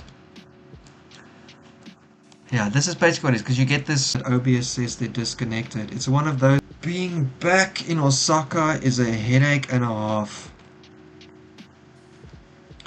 A headache and a half. Pity. The internet on the island out... at my in-laws place was so much better. That is very unfortunate. I'm very sad to Sad to see this happening. Is this still going then? Alright, it does look like it's still going. Just. Unfortunately, I think no one is able to watch. So this is going to turn into a recording, unfortunately. Good morning, chat. Good morning, Bakemann. I love your flair. Looking great. Yeah, easy play for Bakemann as well. This is actually turning into a bit of a symmetrical play, isn't it? If white castles and black plays c5. Yep, so c5 symmetry. Chess is a draw. Let's agree it and go do something else. If you don't want to, you can play open, you can lift your queen up, you can bring your knight out somewhere. I don't think something like the h pawn is really necessary to be moved at this point. Okay, jumping across. Actually, someone isn't on silent. NLance isn't on silent. Ah, NLance has moved so much. Hang on, gotta look again. Alright, we were here, and the king move was really fun. Rook e1, rook e2. Yeah, rook e2, that's how you say it. Alright, and just boom. So nothing's happening. White is just saying, you're down 2 pawns. Resign already. Alright, good luck. So what can you do with the situation? Really tough for sure. And I mean, on White's side, they can still take this pawn, right? You've got 3 attackers and they've got 4 defenders, so one of these can move. They can take, with that move, either of these pawns, I think. It's now up for grabs by White. Okay. So you play b5. I was calling for a pawn move. Definitely, I like it. Still, you can take one of those, but anyway. Alright, White says, trade me your queens and admit that you're worse and resign. Black says, no, stay quiet. I'm going to go attack something. And then they take with check. Oh my goodness. Yeah, because obviously you can't defend the pawn because then you have to trade with your queen again. So this is tough. And king moves back. So now rook moves are possible. Actually, this is rough. White is able to do this. Check. You have to defend with your queen or take, right? So they can force the trade now. And then they're still up 3 pawns. This is really rough. Oh my goodness. 51 minutes is unfortunately not going to convert into that much of a advantage on the board. That is really, really difficult. Yeah. If I was White here, it's just easy. Queen d8 check. Your king can't go anywhere. You have to either take me and then trade off even more. So then it's 1 rook each, 3 pawns up. Or you take me immediately. Oh, sorry, you block with your queen. I take your queen. And then after you take back whichever way, it's 2 rooks, 3 pawns up. On the black side, you're obviously going to choose having 2 rooks available, right? You want to try and find some way to build some attack. 1 rook each. It's basically resignable after 3 pawns. That's really rough. Alright, we'll come back in a second and see what... Oh, okay, no, actually, they literally just played it. Okay. Okay, and they did take once, and they did trade down. So, okay, black did something that I did not expect. They actually said, never mind, I'll take 1 rook each. Oh, but they resigned. Okay, GG. That's tough. That was a tough one. Yeah. Let's see. I'll run the analysis in the background. Yeah, there's just... So, in this case, I think probably White's best move of the game. Rook e2. Just nothing. Nothing's gonna happen on this board. You're just worse. That was a really, really strong move. Well done. Well done by White. That was a very, very strong move. Goodness me. Yeah, I still think there was like 1 or 2 games that were supposed to happen, but maybe they've been moved over. I'm not sure. Because they're not... And unfortunately, I don't even know if I'm live. I think this might turn into just straight up recording. Oh, crushing. Another game where White today just absolutely crushed. Look at that. 98 accuracy apparently, and just It's white all the way, nothing for black. Over here, just trading off. A6 was the move. You can castle. There's still one game going. A5 instead of A6, but it's already in this position. It's already a little bit better for white. GG, that is tough. That is some tough stuff. Well, GG to both players. I hope that they had a good time playing it, even if it wasn't all that enjoyable for whoever lost normally. That's a bit rough. It's hard to enjoy a game when you lose, right? It's pretty normal. Alright, BarbarAusBielefeld, we've been away for a while. Tell me what you've been doing. Alright, queen up. We saw the queen over to B7. This is what we saw last. Opened up the trade with bishop D3. And black said, you can decide if you want to trade. I'll just put my other rook over. So rooks are looking at each other. This position is very symmetrical, except for minor pieces and this over here, really. Okay, and white's actually continuing to push their pawn. Okay, is the point here that you don't want them to be able to push your pawn away, or your knight away? So if they play here, you can jump over, but if they play here, you can just take it. I think so. I don't think that they would ever play h5 here, because it's not going to be a sack. It's going to be push your knight away and then close up the position kind of thing. Alright. Oh, okay. Bishop backs off, opens up the rook. Maybe black is preparing to open up here. Although I still feel like they should... Maybe this is actually part of the plan to get this knight into the game, because goodness me, knight b8 and just staying there for house is not great. And finally one of them decides to take, and it decides to push onto the fifth rank over here. And it is indeed BarbarAusBielefeld. So Bielefeld pushes d5. On the black side, I think you don't take. If you take, it's just a classic outpost, so you're going to push e5 instead. Definitely know where you're taking, giving white that advantage. e5, and that knight goes back. Okay, so maybe this was part of their thinking here. Because they've put the bishop onto d3, they don't have squares for this knight to go. So in this case, this knight could go here, but if nothing happens, then this knight might eventually be pushed away. So if this, for instance, knight has nowhere to go, well, no, actually, just have this. Okay, I'm not so sure. Probably this was just then to keep this safe. But anyway, they do have that square for the knight, so they fall back. f6, good move, keeping the knight from coming to g5. And after that, white decides to reroute the other knight to d2. d2 going up to, I'm guessing, maybe b5. Otherwise, a4, sorry, b6. Otherwise, a4, c5. I'm not saying anything right. b6. Otherwise, a5, c6. Yeah, so I like this move quite a bit. I don't think this is very good. I really want black to move this knight off the back rank here. I'm super uncomfortable. Now that this is pushed, actually, this is a great chance to put your knight there. Unfortunately, your dark square bishop is basically pointless right now, so I don't know how to do. What can you do with your dark square bishop in this situation?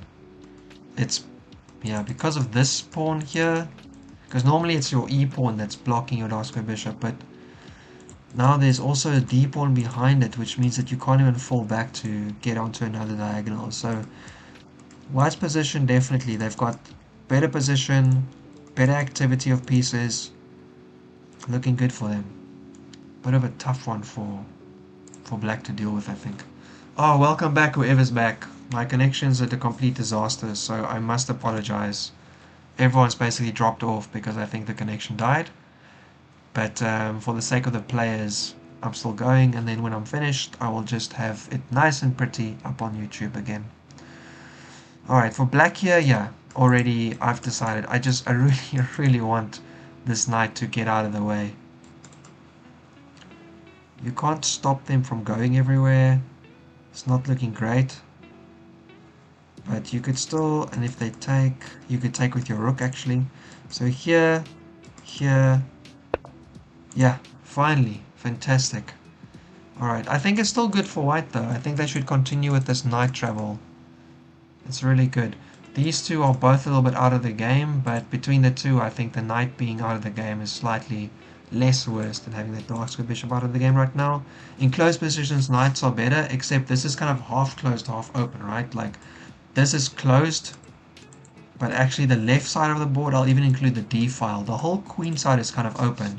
You've got two semi-open files and a completely open file, and on white side of the board, because you've got these pawns, you've got a lot of space to play with. So yeah, I think this kind of we both have inactive pieces is favoring white for sure. Yo, gonna actually, let me just 1 second. I keep feeling that there should have been other games and I just wanted to say hi before, but no one else is coming past. Alright, last time we left off here, this was a really interesting position. Here, this is where we left off. So, rook d5 followed by f6 was what black had played, and it actually looked really good. Where a few moves ago it looked like white was in a better position. I think black found some great moves here. So white brought up the other rook. Yeah, this did look like one of the options. Just kind of because there isn't much else. I didn't... Oh, okay, no. I actually was wondering here about c4. Sorry, I forgot. This is one. You are threatening to take the rook. If it moves, you can also shut off the dark square bishop, and they basically can't get back into the game. So if you do this, they almost certainly have to take something. Or they have to take, I don't know, like here, and then you take, or you take here. I don't know, what, here, they take, you take, they take. It's not that bad actually. I think c4 is pretty crushing. What am I missing? Take here, take here, take here, take here. Oh, this was the point. The bishop can get taken, and then you can take here. But then you can jump up here. If it's with the pawn, you won't take with the pawn. You take with the rook. So then you back off. Then you've got this pawn structure, and black's got this pawn structure as your advantages. So you would back off, and then this rook would want to try and find a way to infiltrate, and you'd basically just not give it to them, I guess.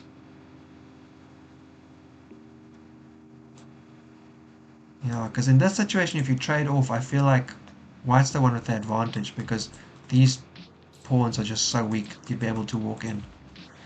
Anyway, didn't happen. Rook d3, bishop takes in that position, fixing the pawn structure, because they can still take and isolate the pawn in that case. So take the pawn, isolate the pawn, take with the rook. Okay. And so this is all a little symmetrical and pretty. You've got two rooks that have already been doubled up. You can't go here though. You can go here, you can threaten that pawn, it can go up. So black has more activity, but definitely white is better long term, right? Because of the pawn structure. And the pawn structure happened because way back at the start, knight d4 and black played bishop c5 instead of moving their light square bishop. Because they didn't like the alternative. Actually, there was still a move there where white played b4 and they could have taken to keep their light square bishop safe, but they didn't. It did because it would have fixed white's pawn structure. Okay, kick the pawn. Oh, kick the king, what am I saying? Kick the pawn. You can kick him again. Oh, he can like run into the corner or somewhere. You can push him around a little bit more. In that case, you might want to move your king up here and then move your king up, because then when you push again and they take with their king, you can go across here. And there's not quite a mate there yet. Oh my goodness. This looks like it should be mate, basically. Alright, going into the back rank. Good place to be if you've got rooks. Rook e2, pushing the pawn. He's going to push it up, obviously. You can bring the other one in, but they can also push you around. You can come back, I guess. You probably don't want... Well, actually, no. So you can bring the other one in after they play c4, which seems quite natural. And then if they check you, you can bring up your king, and if they check you again, you can bring your other rook back. So you still have the active one of the back rank. And you've also got your king a bit more active, so I like that. I like that for black. In this situation, you could have actually just played that immediately though. You didn't have to force the pawn to move with the other rook first. You could have also placed here. I feel like there's just nothing there, but that king is so out of nowhere. Oh, very interesting. So, if you play here, what's the problem? I'm actually not sure, but I guess you're trying to target the a3 pawn. Or maybe just the fact that white really wants to target this backwards, or this isolated and doubled pawns. So you can defend them, come in, back, take. Yeah, I mean, long term these pawns are just going to be a problem, so black really has to find some complications, otherwise it's not going to be any good. They won't be able to hold, right? Eventually they'll just fall apart.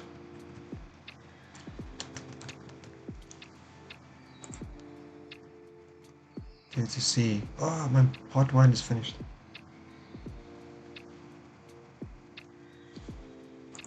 Oh, very good.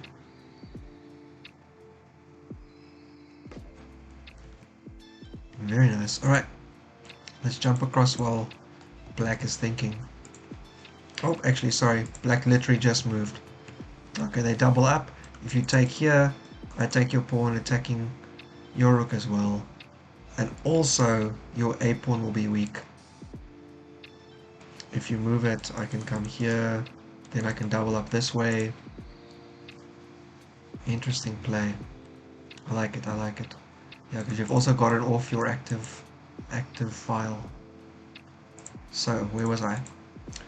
Yes, this incredibly symmetrical game. After the castle, they didn't play the symmetrical c5 first. They played their knight out. Queen c2. Then they played c5. Okay, so the one thing that's nice here for black maybe is they can open up the c file maybe and get some tempo on the queen. Might be worthwhile, might not mean much. Rook d8, opposite the queen on this side. I mean, both of these files are opening up long term, right? So CD files both might open. And so you want to put your rooks on these two squares. The thing for white is that they haven't actually moved their knight out of the way yet. And black has moved their knight, but they haven't moved their queen off the back rank yet. Alright, so there goes the other rook. There goes the other knight. There goes the other rook. Oh, okay, interesting. So black doesn't want to put their queen up. They just put both their rooks next to their queens. Maybe they're anticipating to have a isolated pawn, in which case having the rooks on the files next to the isolated pawn looks good. Right, white continues with the very standard, these files are probably going to open kind of way of thinking.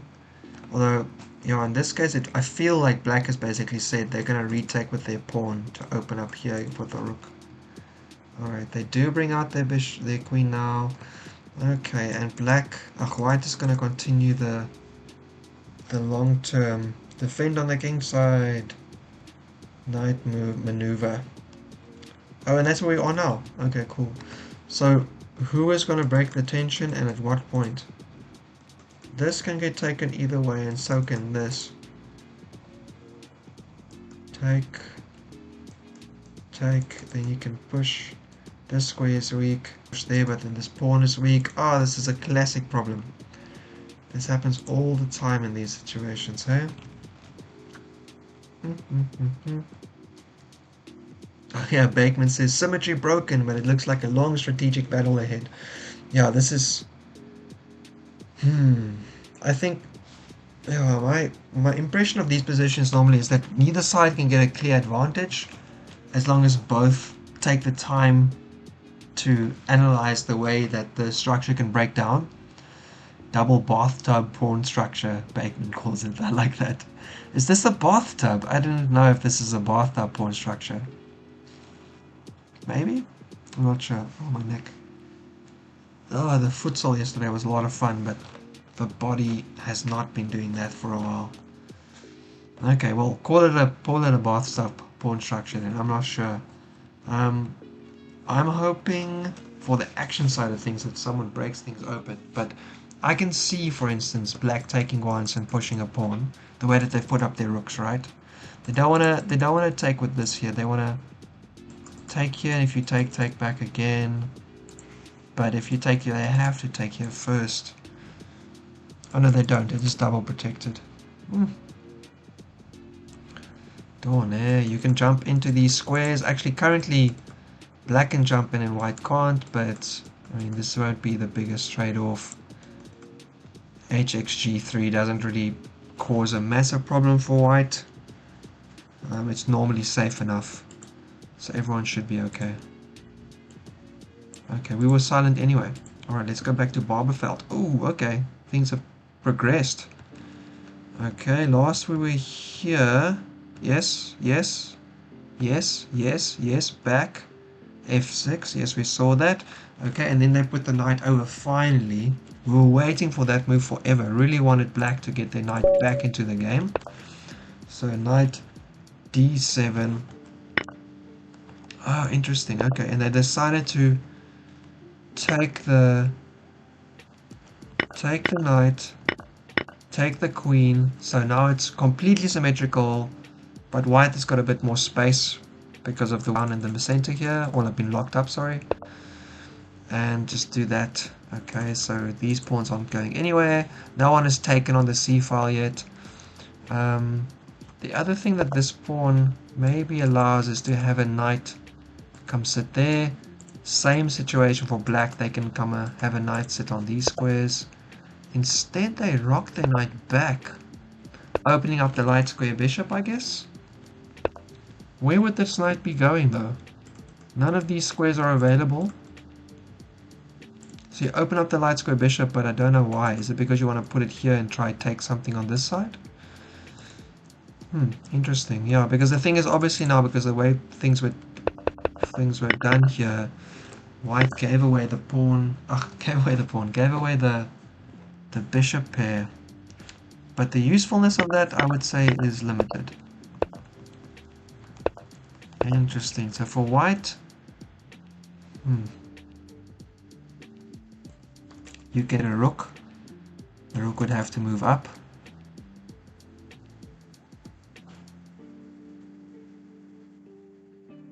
Actually, if you hit the rook, they have to take yours first because the other one will be unprotected. So take here, and then you can move anywhere. If they come onto this side, yeah, actually I think this is a great move for white. So you play bishop b6 attacking the rook. The rook has to move, but it's actually currently protecting the c rook. So black takes your rook first, you take, and then you're still covering the c file, so they can't take it immediately. They can put their rook here or here, and on either case you can drop your bishop back to a6, a5, blocking up the a file, protecting your pawn, keeping your bishop, and still have control of the c file. And also this this pawn is helping you keep control of the c squares, so they can't jump their knight in there. So you would be able to infiltrate. And then what do you do?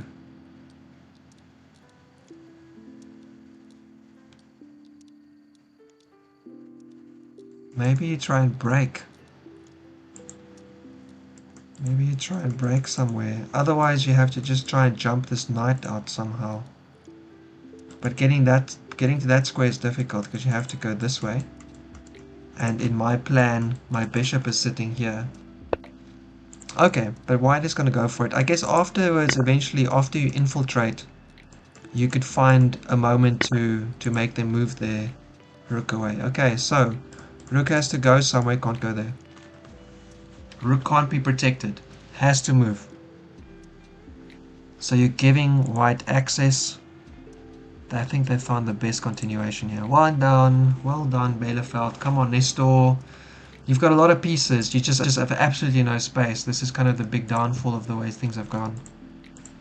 Alright, whoa, this game has progressed a little bit further. Okay, so after very nice rook f2, rook 8, f2, ma, ff2, very nice. They did take. Okay, and white said, I'm not going to trade on your terms, you trade on mine. So your rook is double attacked, you have to either move it or take one of mine, and then your c pawn is weak. So did take, and took the h pawn, took the c pawn, attacked the a pawn, defended the a pawn, and came behind the b pawn. Check, check, check, and got behind the a pawn. Alright, so pawns are symmetrical, but... symmetrical. Pawns are even, but this rook is currently not attacking anything useful. And that pawn is also defended. So black probably needs to make something happen with the pawns and their... Maybe you move your king up first? Maybe you even move your king like this so you can check immediately. I'm not sure. No, probably not so good. Okay, my OBS is having heart attacks again. Hey Val, thanks for coming past, man. What opening was this? I just tuned back in. Milan, I'm sorry, I don't know which game you're looking at. There's so many that's going on. I should be coming back a little bit faster, but my connection has been so up and down, it's so hard to keep track. And I'm so sorry if anyone is seeing something funny happening on the stream. On my side, obviously, things are going to be very pretty once the stream is done and it's uploaded properly, but currently it's still a little bit dirty. Yeah, so I don't know. I think for black, having your rook here can kind of keep these pawns under control probably. White is going to have to check you, so I don't think white is winning, but it's gonna be a hard game still, probably. All right, let's see if things have broken out here. Not at all. People are looking at the game and considering their moves. All right, here. Okay, I like this. I like this. Okay, and they say, well, okay, cool, you've pointed at me, but are you going to take? The other thing is this also stops this, right? So there's nothing funny happening here. If you take, we can take a million times. 1, 2, 3, 2 defenders and 3 attackers, yeah? Always good to count. Gotta be good at the countings. I'm scared that the other game finishes while I'm looking here. Because this game is going to be slow. Actually, Bakemann, you have a super slow game. So allow me to just jump across and keep track of the other games which are going a bit faster. Also, there's one more game that just started. And I will just put that in the back. I'm not going to finish all of these. We are going to be doing some other stuff. But here we can see that Lichess and andrewrimmer. Nice. And it's Alipin. I don't play white, I play black in these positions. Anyway, this is the game I wanted to come back to because this was very interesting. So after here they traded and they played rook d7. Okay. And, oh, interesting. Okay, rook d7, bishop c7. That is so mean. So basically, black just has no moves. This bishop can do basically nothing. This rook can just go back and forth. The knight has 0 squares it can go to besides where it can get taken. This bishop can go out at least. Okay, so here's a move that actually means something. You would have to get this rook to go somewhere. So, oh, hang on. If you go here, oh, what did I just block you off? No, because if you go here and they defend, you know, because they're defending the bishop there as well, then you could take one of these. Take. And they would have to just, what, like take back because they're hanging. That rook is overworked. Oh, Nestor, wasn't this maybe a good move for you? That is unfortunate. No respect from white. Bishop c7. Just, your rook can't move. None of your other pieces can move. h6. I think bishop h6 was maybe a move to consider there. f3. And then, okay, so the knight's finally making a move. Still not sure exactly where it's going. I guess you could do this. You could also push, but if they block it off, then you still got nothing. Oh no, hang on, then you can take. So actually, that's maybe not too bad. Take here, get your knight over there. Yeah, okay. White, on the other hand, having gotten this kind of control, I thought they would be going after this, but I think maybe that would be part of the plan there. This is also just a nice, if white just takes some time, just gets the knight over here, you know, that's pretty good. They can also attack this, by the way. Here, you don't block anything in an attack. They'd have to move their rook to defend it with the light square bishop. Yeah, so Bielefeld, no time in this game left. You go down to the time scramble times, and still a lot of pieces and pawns on the board. G4. Okay, just trying to be ready. You push, I close off. So white definitely wants to control as much as they can. Keep the game from spiraling out into having having space for black. That is tough. Okay, I think we're leading into our last like 20 minutes. I'm going to take another short break. I've got a tiny bit of hot wine left, and then I'm getting out of here. Yeah, Bakemann's game was... Milan, you said Bakemann's game. It's this one. Bakemann's game was something that looked like a cole, like this kind of structure, and then they both just kind of transitioned and did the same thing.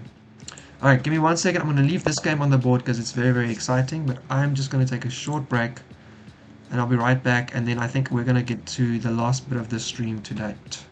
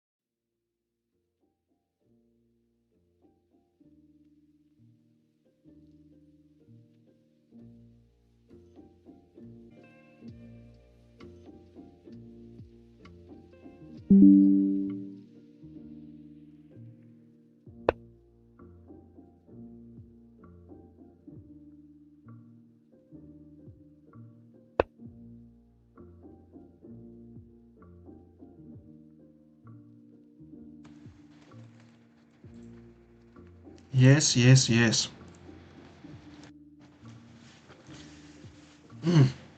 Apologies. Hot wine. What to say? It's delicious. Okay. White got the G4, H5. They're just closing down, keeping control. I'm really loving this move. Really, really, really nice. Containing so much of black's pieces. Alright, black goes back. Maybe they're trying to force their way out this way. Here comes white's knight, as expected. And black, yeah, they are going to just literally work their way out, I guess.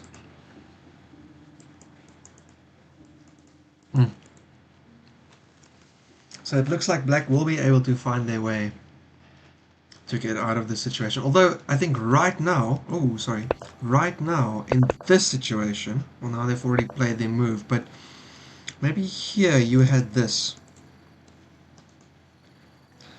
And after you play here, you play here, because if they take, you take.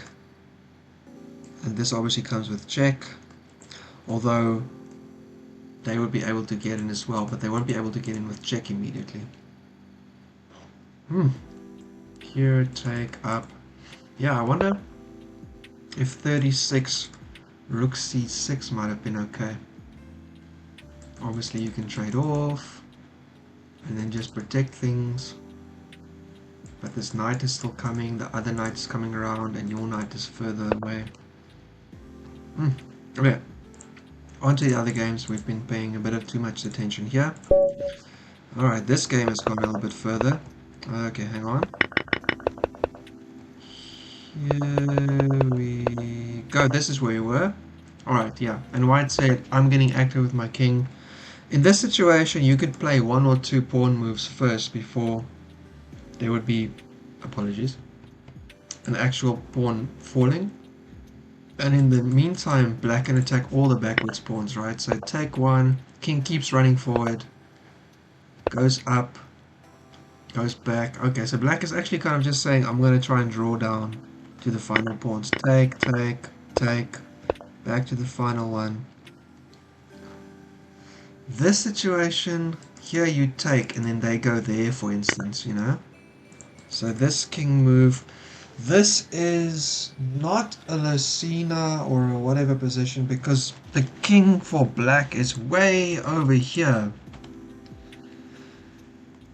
This could turn out to be just a lost position, unfortunately. Whereas I didn't feel like this was losing. I thought this was just kind of terrible for black, but I don't know if you would lose, if you would just kind of be sitting around slowly.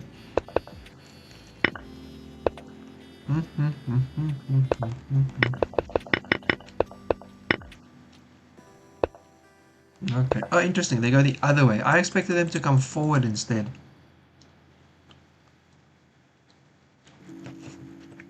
I feel like forward is better because this rook can't be protected by your king if it's that far away. And they can still attack it, so it has to run up and down.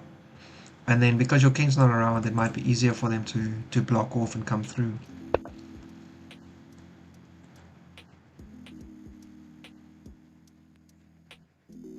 What if you attack the rook, it goes somewhere, then you check the king again, and you come in?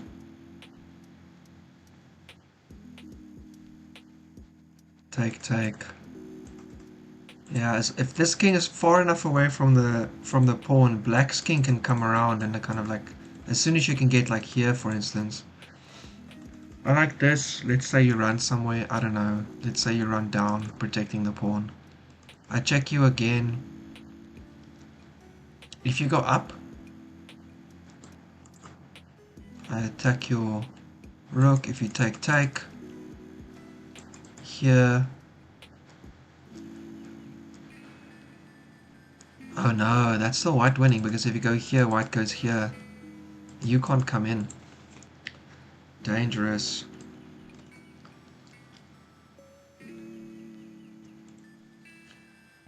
But one of the moves black has to make is to attack that rook, I feel like. Okay, they're coming around to the back. And from white's side, I think you just move the pawn. If you have a free move, you basically just move the pawn. If they attack your other rook, you go up and down. If they attack your king, you move up. Okay, hang on. Yeah, up until a point, because you'd love to do this, right? So here, here, here, and you do this. Take, take, and you're queening. But if they attack you and you go down and then they do this, then your king has to go somewhere else. Yeah, but their king can't be passed. Oh man, black running their king away from their kingside pawns. Tough. Look at this. Oh, that's tough. That's really tough.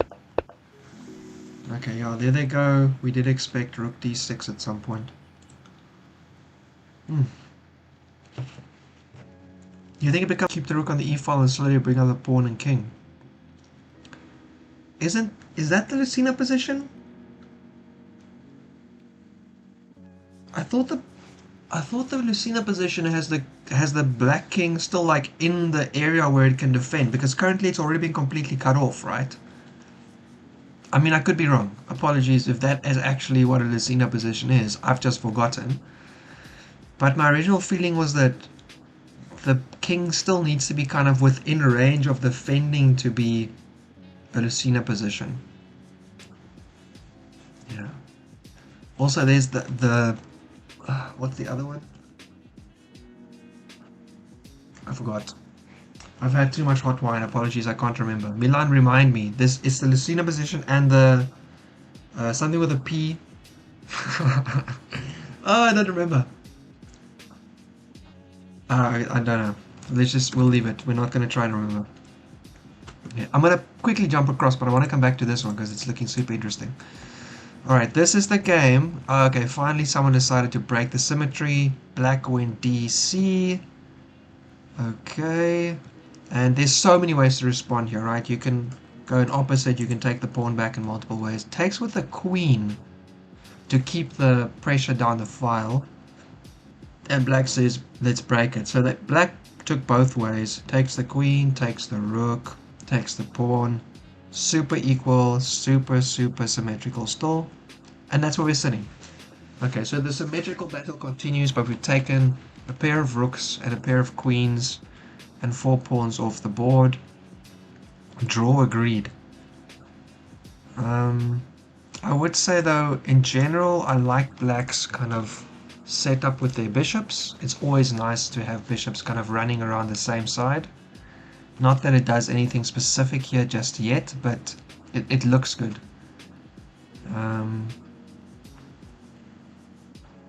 No, I don't think there's anything there, unfortunately, but it still looks nice. On the other side, white's lifted up the only active rook in the game. Good or bad? Probably not the best, to be honest. I think I would have bishop, or actually I would have taken with the knight even. I think I would have taken with my knight. You do give away that square, so maybe with the bishop in that case. But yeah, I don't think I would have taken with my rook. I don't want to have back rank problems, and currently there's no luft around the king.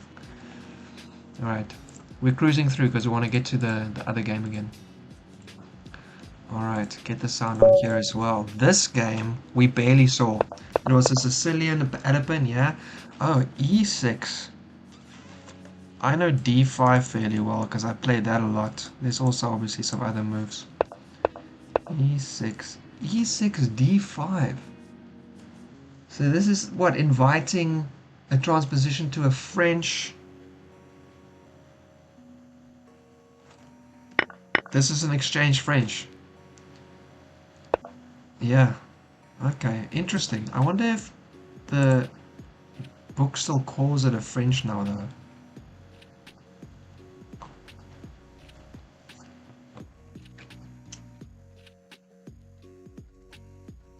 Okay, but this is an exchange French. Whether or not you want to call it that or not, you would get the same by just playing like this, right? Take, take. And then here you defend and they play. Alright. Exchange French agreed. Okay, yeah. All very normal moves. Yeah, okay, yeah, takes the isolated pawn. In this situation, obviously from the white side, you're trying to make them move their bishop before you take, if you're going to take, because they lose a tempo. So they take again, and now you do have this potential square later on. You want to put a knight there or something, this isolated pawn, and black wants to try and either use that for an attack or liquidate it. Okay, Probably just gonna castle. Yeah, castle takes though. Interesting. Okay, it's because you win the middle pawn, right? So you give up your bishop, give up the bishop there, but you win the d pawn. And you're attacking the dark square. Bishop has to fall back. You bring your other knight out, so you can attack the queen here.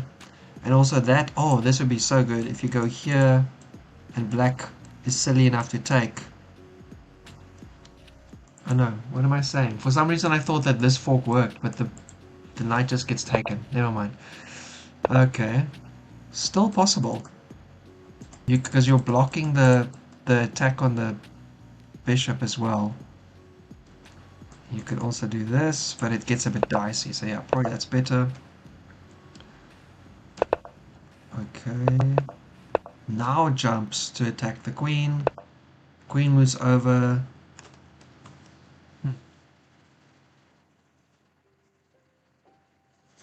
I mean, this is a clear one for white to consider. You want to go here, you know, so your knight isn't double attacked. And if they do this, cry about it. Always a good idea, right? Here, this is unfortunately double attacked when you put it here, so that's not so great. I was excited for that to work, but there's nothing that you can do that can equal or in between. It's a little bit tricky for white, actually. I think you just have to jump your knight away. You can't really defend it properly. So here, and they take, they can trade some things. If you jump your knight away somewhere else, or you don't, they can take for free. What am I saying? Oh, this is what I'm saying. If you jump your knight somewhere else, they can take here. And after you take, they can take there, threatening the rook and a threatening mate. So you would have to push the pawn, then they take the rook. No consequences. Although if you jump here, you've got this. So at the right moment, that might actually be not too bad. Here.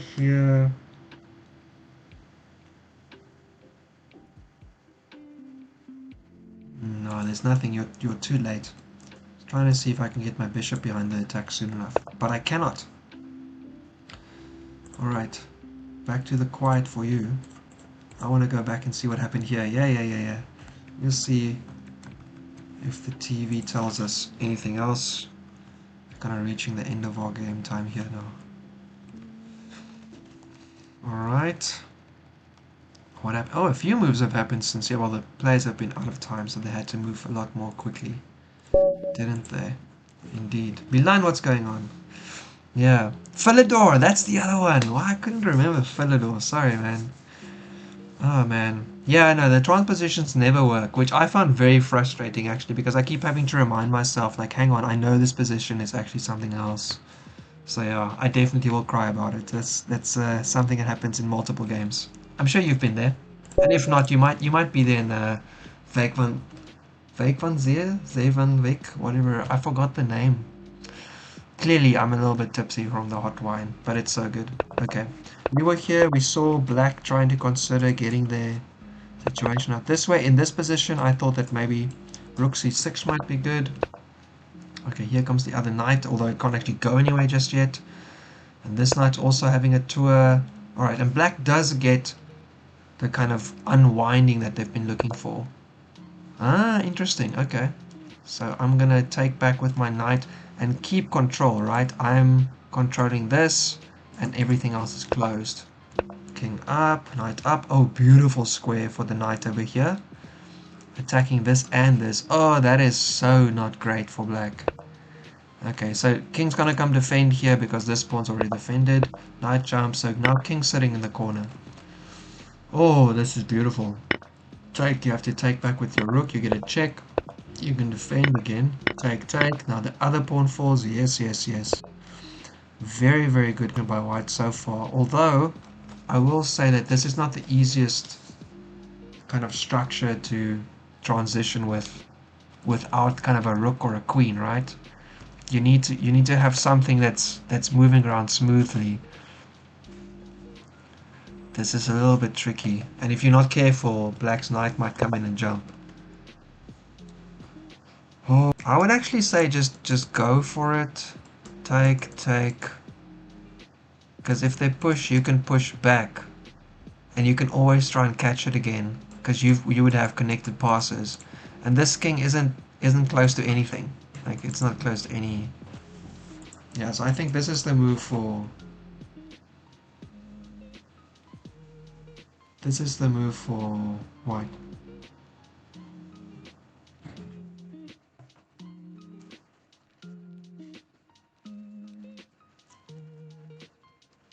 Name goes here. Indeed, name does go here. Come on, 45, knight c5. It's got to be the move. What else is there? Right? That's got to be the way to go here.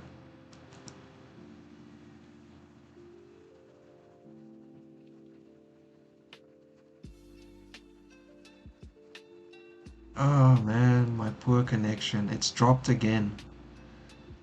Milan, if you're still here, I appreciate you coming past every time the connection gets better, because it is so bad right now. Oh, there we go. Alright.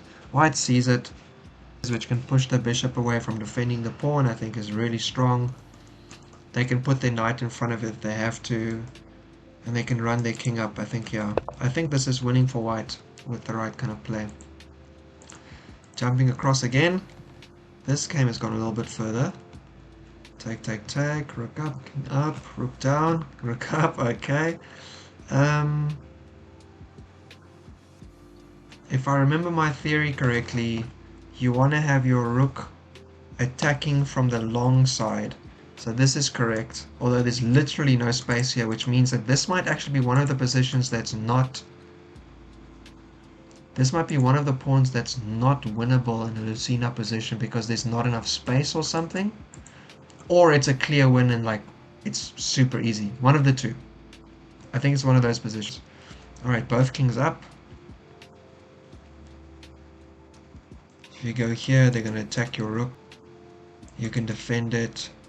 They can attack here, here. Oh, definitely not. You have to move this rook now. Yes, I think you just put it straight here in front.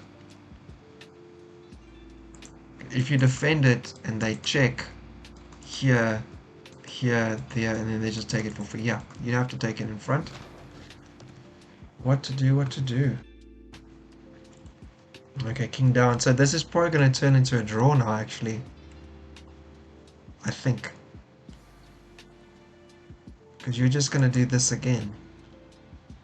And you're going to move your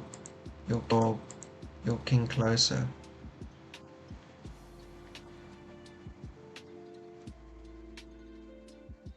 So I think the king is supposed to be... Oh, okay, hang on. I'm missing now. Yeah, if you move up, they can push their pawn, actually. They don't have to move their king back up again, right? If you push up, they can come here, though. They're double attacking. Here, they have to go away or down. Either way, you can push again. Here... Oh, actually, maybe this is just a clear win. All that white does is they push and they check every time the black king gets close to the pawn. And every time the black king has to move away, it can't move in front of the pawn. It can't stay in touch there, and if it moves to the back, the pawn moves up and it's out of reach. And then you just go here and you push. Alright, I think white is onto a clear win here. Which I think will be good for us in terms of timing. I put some oranges into my hot wine. A little bit of the pulp comes through. It's really nice. Actually, if I have enough time, I think next time I would make it with more of the pulp. Get more of that fruitiness, a little bit of texture in the wine. So good. Oh, black, I'm sorry, but I think there's no real way for you to make progress here. You can check, they come up. Then what? Here they come back. Maybe they check first and then push up. Here, here, here, here, here, here, here, check. You can't go forward, you have to go back. I push up. Yeah, I just don't think black can hold this in any way this goes. Alright, we're gonna jump across to the next game to see if that crazy symmetrical position has moved at all. It has moved a tiny bit. So rook took, rook c. Okay, so black's trying to get onto the other file while there's the superfluous knights are keeping each other safe. I definitely would want one of them to get some luft at some point though. Attack the a pawn.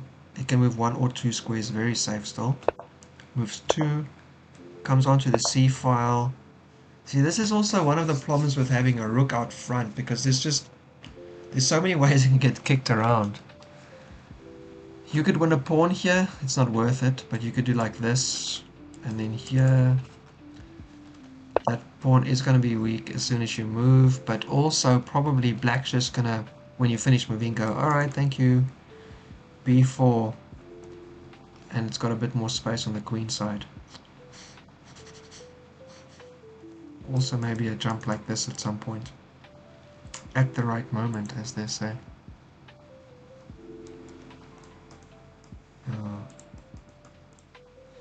Yeah, this rook up front, I don't know. Coming back to this. Here, I feel like they should have taken with the bishop. I originally thought knight, but then this square kind of goes off, and maybe you don't want to give black that square, so taking with the bishop maybe. But yeah. Okay, goes all the way back, safest, it's probably where it would have been. So, long terms I would say black won a tempo maybe here or 2. Not game winning I guess, but yeah, not nothing. Not nothing. Alright. In terms of black's game, I don't want to analyze symmetrical positions. Oh, it's symmetrical. What am I going to say? Everyone's got the same chances. The only difference right now is that black has pushed their pawns up a little bit more, which opens up the squares behind it. So I was originally looking at maybe like taking the knights, but okay, very clear move, right? Like they're just going to push up and lock in the a pawns from being able to move. Although they can still break if they really wanted to.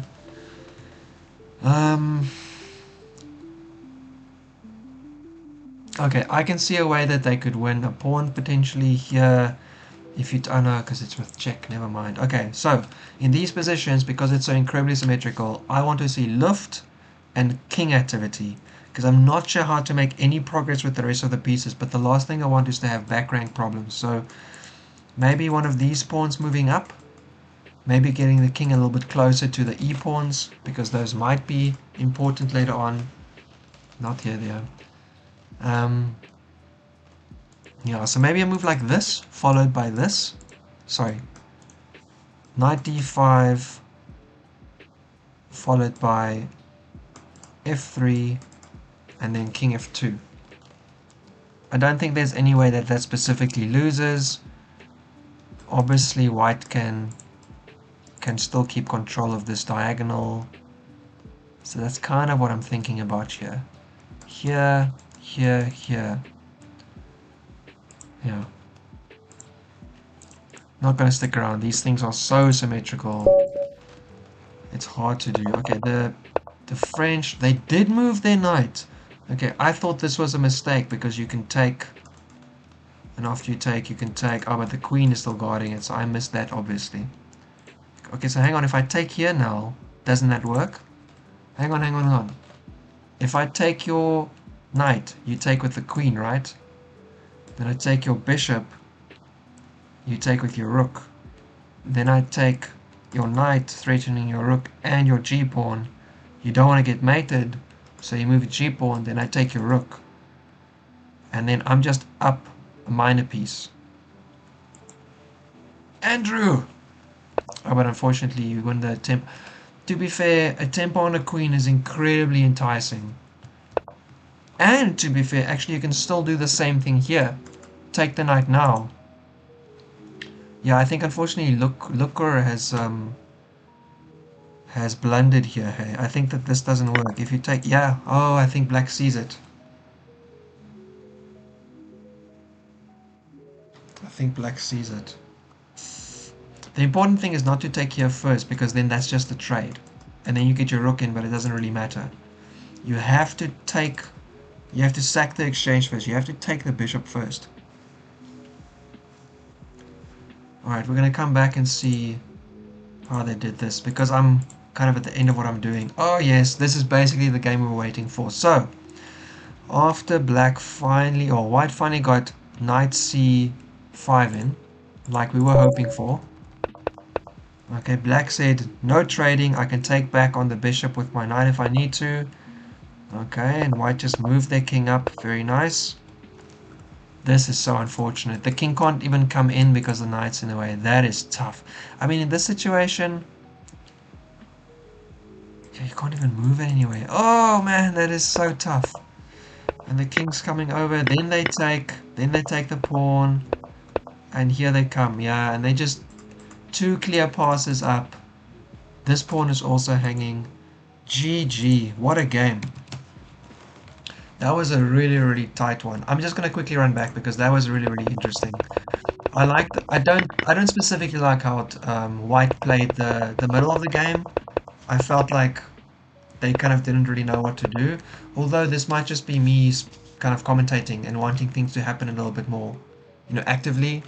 Hey, Jose down under. Wait, does that mean you're in Australia? Thanks for coming past, man. I hope you're doing well. I hope I'm pronouncing Jose in an acceptable manner. We're actually ending the stream, by the way. I've been covering a few games, but I'm up at my limit. About 2.5 hours is really as much as I enjoy, and then I start to get tired and hungry and everything. So I'm just kind of recapping here. I didn't really like how White played this. Maybe it's because I was looking for some more action, but I also felt like they weren't clearly, like building something. But it was an interesting game, as Black says. And after they eventually played d5, and then they got this trade off, this was a good trade. I didn't completely dominate the position. Black, after playing f6, has no activity on their dark square bishop, which also can't get past their d6 pawn. Although, let's go to the analysis board. I think that there was a spot for black actually. No, okay, hang on. I thought that black had something here somewhere. After trading one. Here, yeah. Oh, but it's just equal. Okay, so after this, how do you make it equal? Yeah, so I didn't think this was equal because I can take. And I can still do this. Ah, you can block it up. Okay, but then I can do this and at least I can get some activity. Okay. Okay, very unfortunate. I saw bishop h6, but I actually thought that this was kind of a great move for black. I thought that it was to their advantage, but it seems like not quite. Oh, tough one, tough one. Okay, that didn't happen though, so GG to that game. Alright, let's do some wrapping up here. This game, very interesting, hasn't finished it. I really thought it would.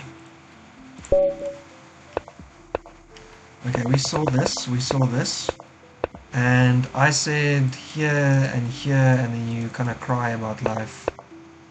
Back. Okay, they went the other way, trying to protect and check on the long diagonal. Obviously, in this case, white's king is way on the side, so they can't do much. Push the pawn very naturally.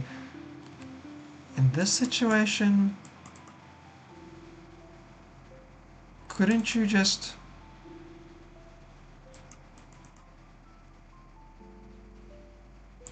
I've, I could be mistaken, but when they checked you, couldn't you just run up?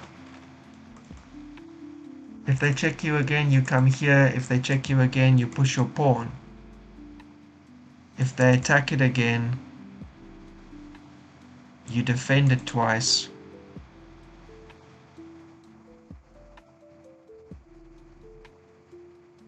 And even it doesn't really matter where they go, you get to queen. I don't know. I don't like king h6. Is king h6 the right move? I feel like not.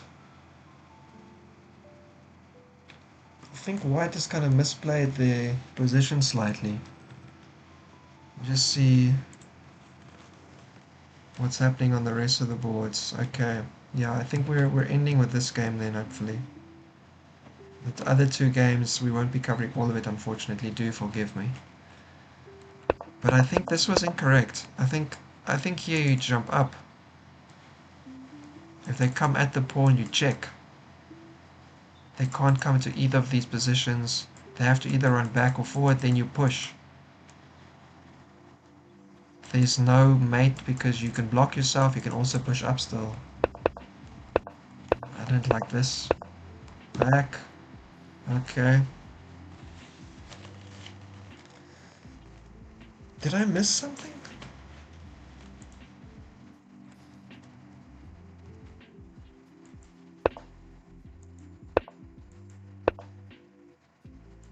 Can't go there. Can only go back or up. If you go up, you know, life's great. If you go back, life's still great. If you check me, I go here.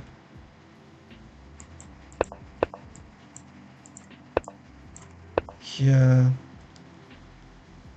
And then I'm gonna go there.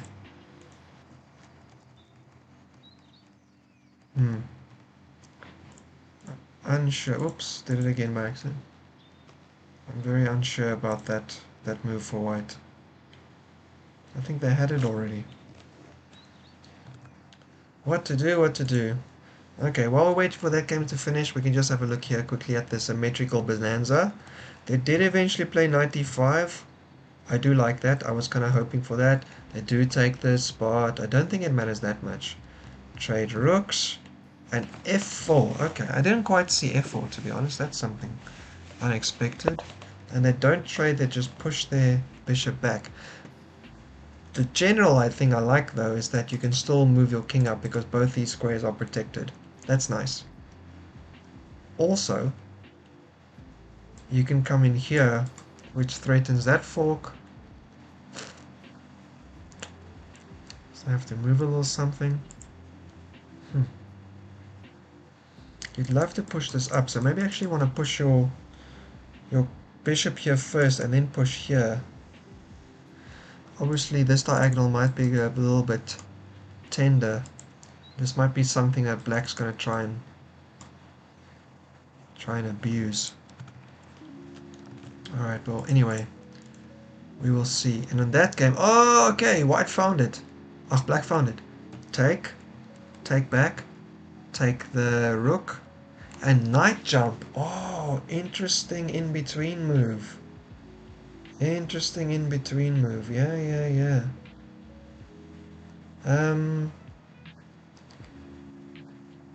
Okay, if I take your rook, it's with check, you have to move it, so I think black is still clearly fine. They're just looking for a way to convert, maybe a more positive way. If you take here, you have to take back. And then this queen is under attack. But you could, you know, like move here and try and force a trade or something. You can move here and try force a trade. This knight jump, although nice as an in-between move, doesn't actually save white from losing a piece, right? It's already down.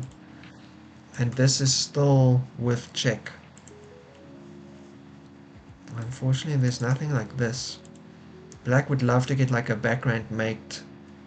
I wonder if they're actually trying to make this work without keeping their queen alive. Like here, sack it, and then something else, but I don't think that works, so... I don't know. You have a lot of time. You don't have to move instantly, but I think no reason not just to trade off the rooks and then just put your queen somewhere. You know, even here. Oh, not here. That's mate. Goodness me. Take here, mate. You fall trade to it.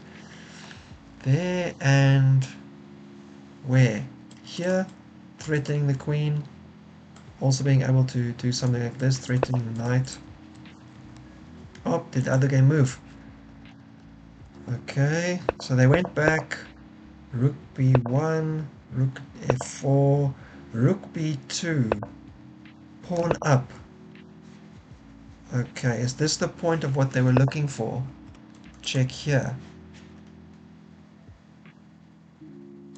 Here. Check here. Here.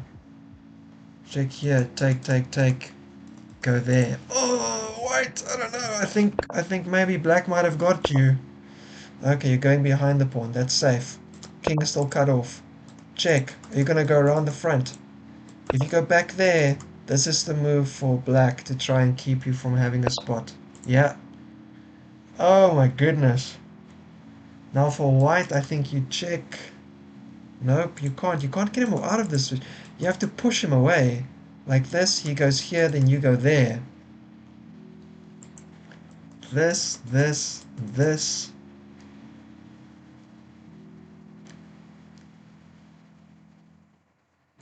Here. Queen.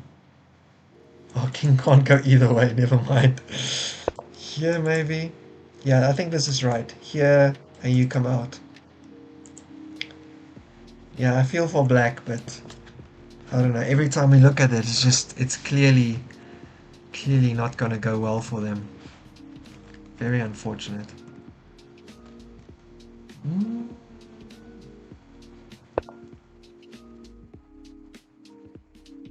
Oh, interesting. They go the other way. Okay, trying to keep things tricky, right? So if you go out, you can get checked. Okay. Here, then he comes back, check him, then he goes there. Oh, that is so good. Okay, so I guess now what you have to do is you could come out this way again. Check, you come out this way again. Check, here, check, here. So basically, oh no. Now what you do is white is you put your rook closer. That's what you do. If they attack it, oh no, if you attack it, you cry about it. Yeah, you have to get your king down here to like build the bridge kind of thing, right? Yeah, so now you go this way. Check. Now you go this way. Alright. Trusted 22, 23, 100 player to remember their Lucina theory.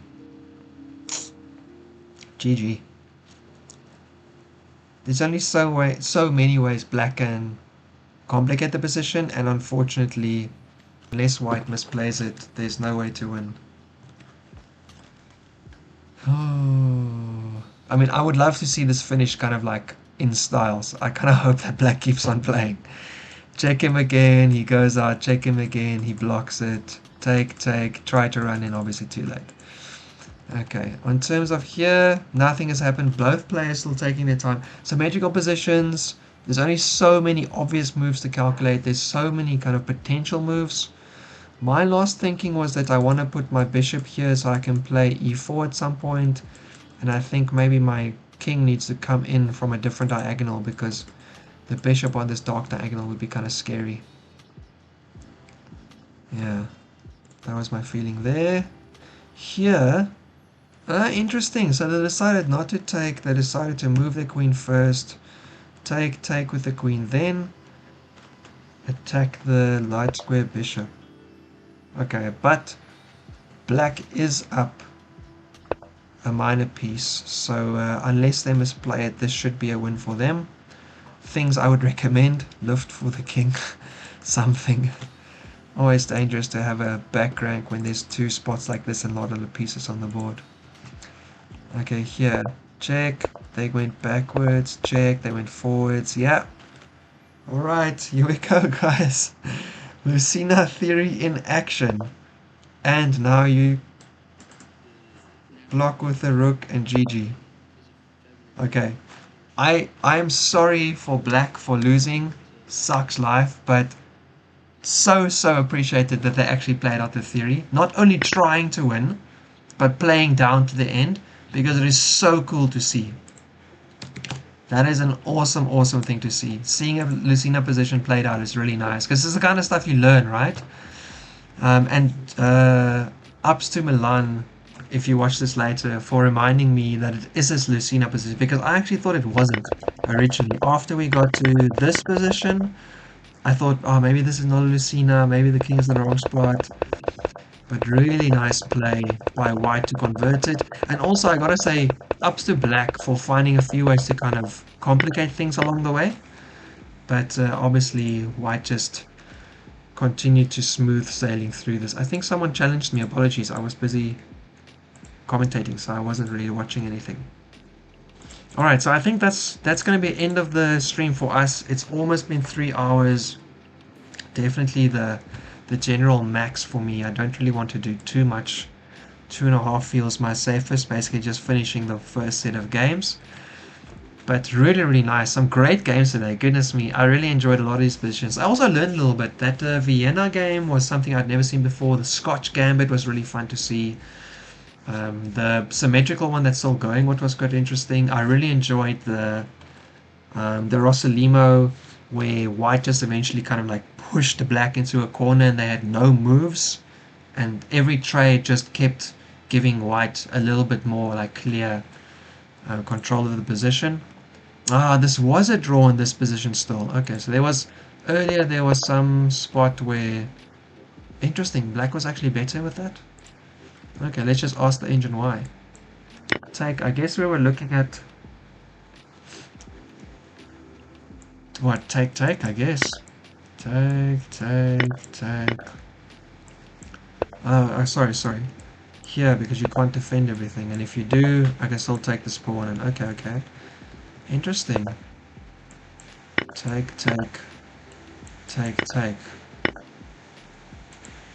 And you just break. Okay. Yeah, because this king is inactive. Very interesting. Okay, and so this was very equal until the king started running out. Oh, actually, okay. So in this situation, although this pawn can run, you wait for it to run first. So you move your king, and if it runs, then you come out with your rook. Because then you're keeping it safe. If you come out with the rook first, you leave the pressure on the a pawn. Very unfortunate. Okay, and from there, white just slowly crushed. Yeah, running the king here turned into the rough one. Alright, I think for these games we're not going to finish them. I think this is going to be it for us. GG to all the players we covered. I'll be sending everyone a little message just to let them know. I hope everyone had a good time playing their games and really, really fun covering them. I will just sit there, have fun. Going through these ones as I sign off. We did look at that move earlier, but I thought it wasn't really that important because after this, what are you really threatening? Maybe they're trying to trade over here.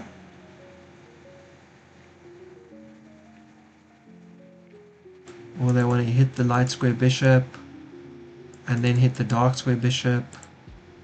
I'm not sure. Maybe they're trying to do this.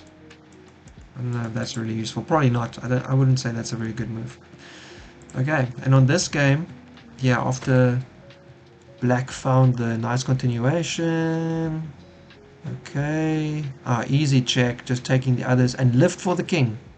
Alright, so literally the only thing that black has to do is they have to move one of these pawns at some point to give the king some lift. But they clear a piece up.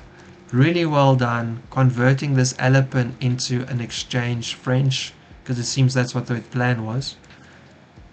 And converting the position, realizing that there's just too many things. The queen lining up.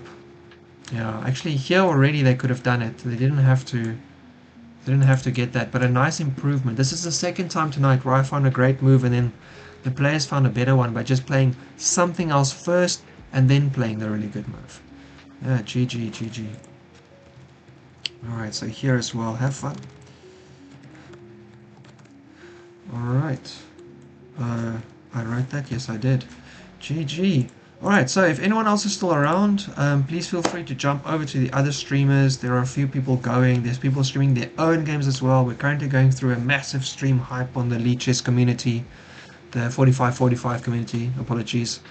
There's so many people interested in streaming other people's games and also their own games, so we're having a lot of fun with that. So please come have a look at the streaming channel if you want to see who's doing what when. We're trying to keep a schedule together.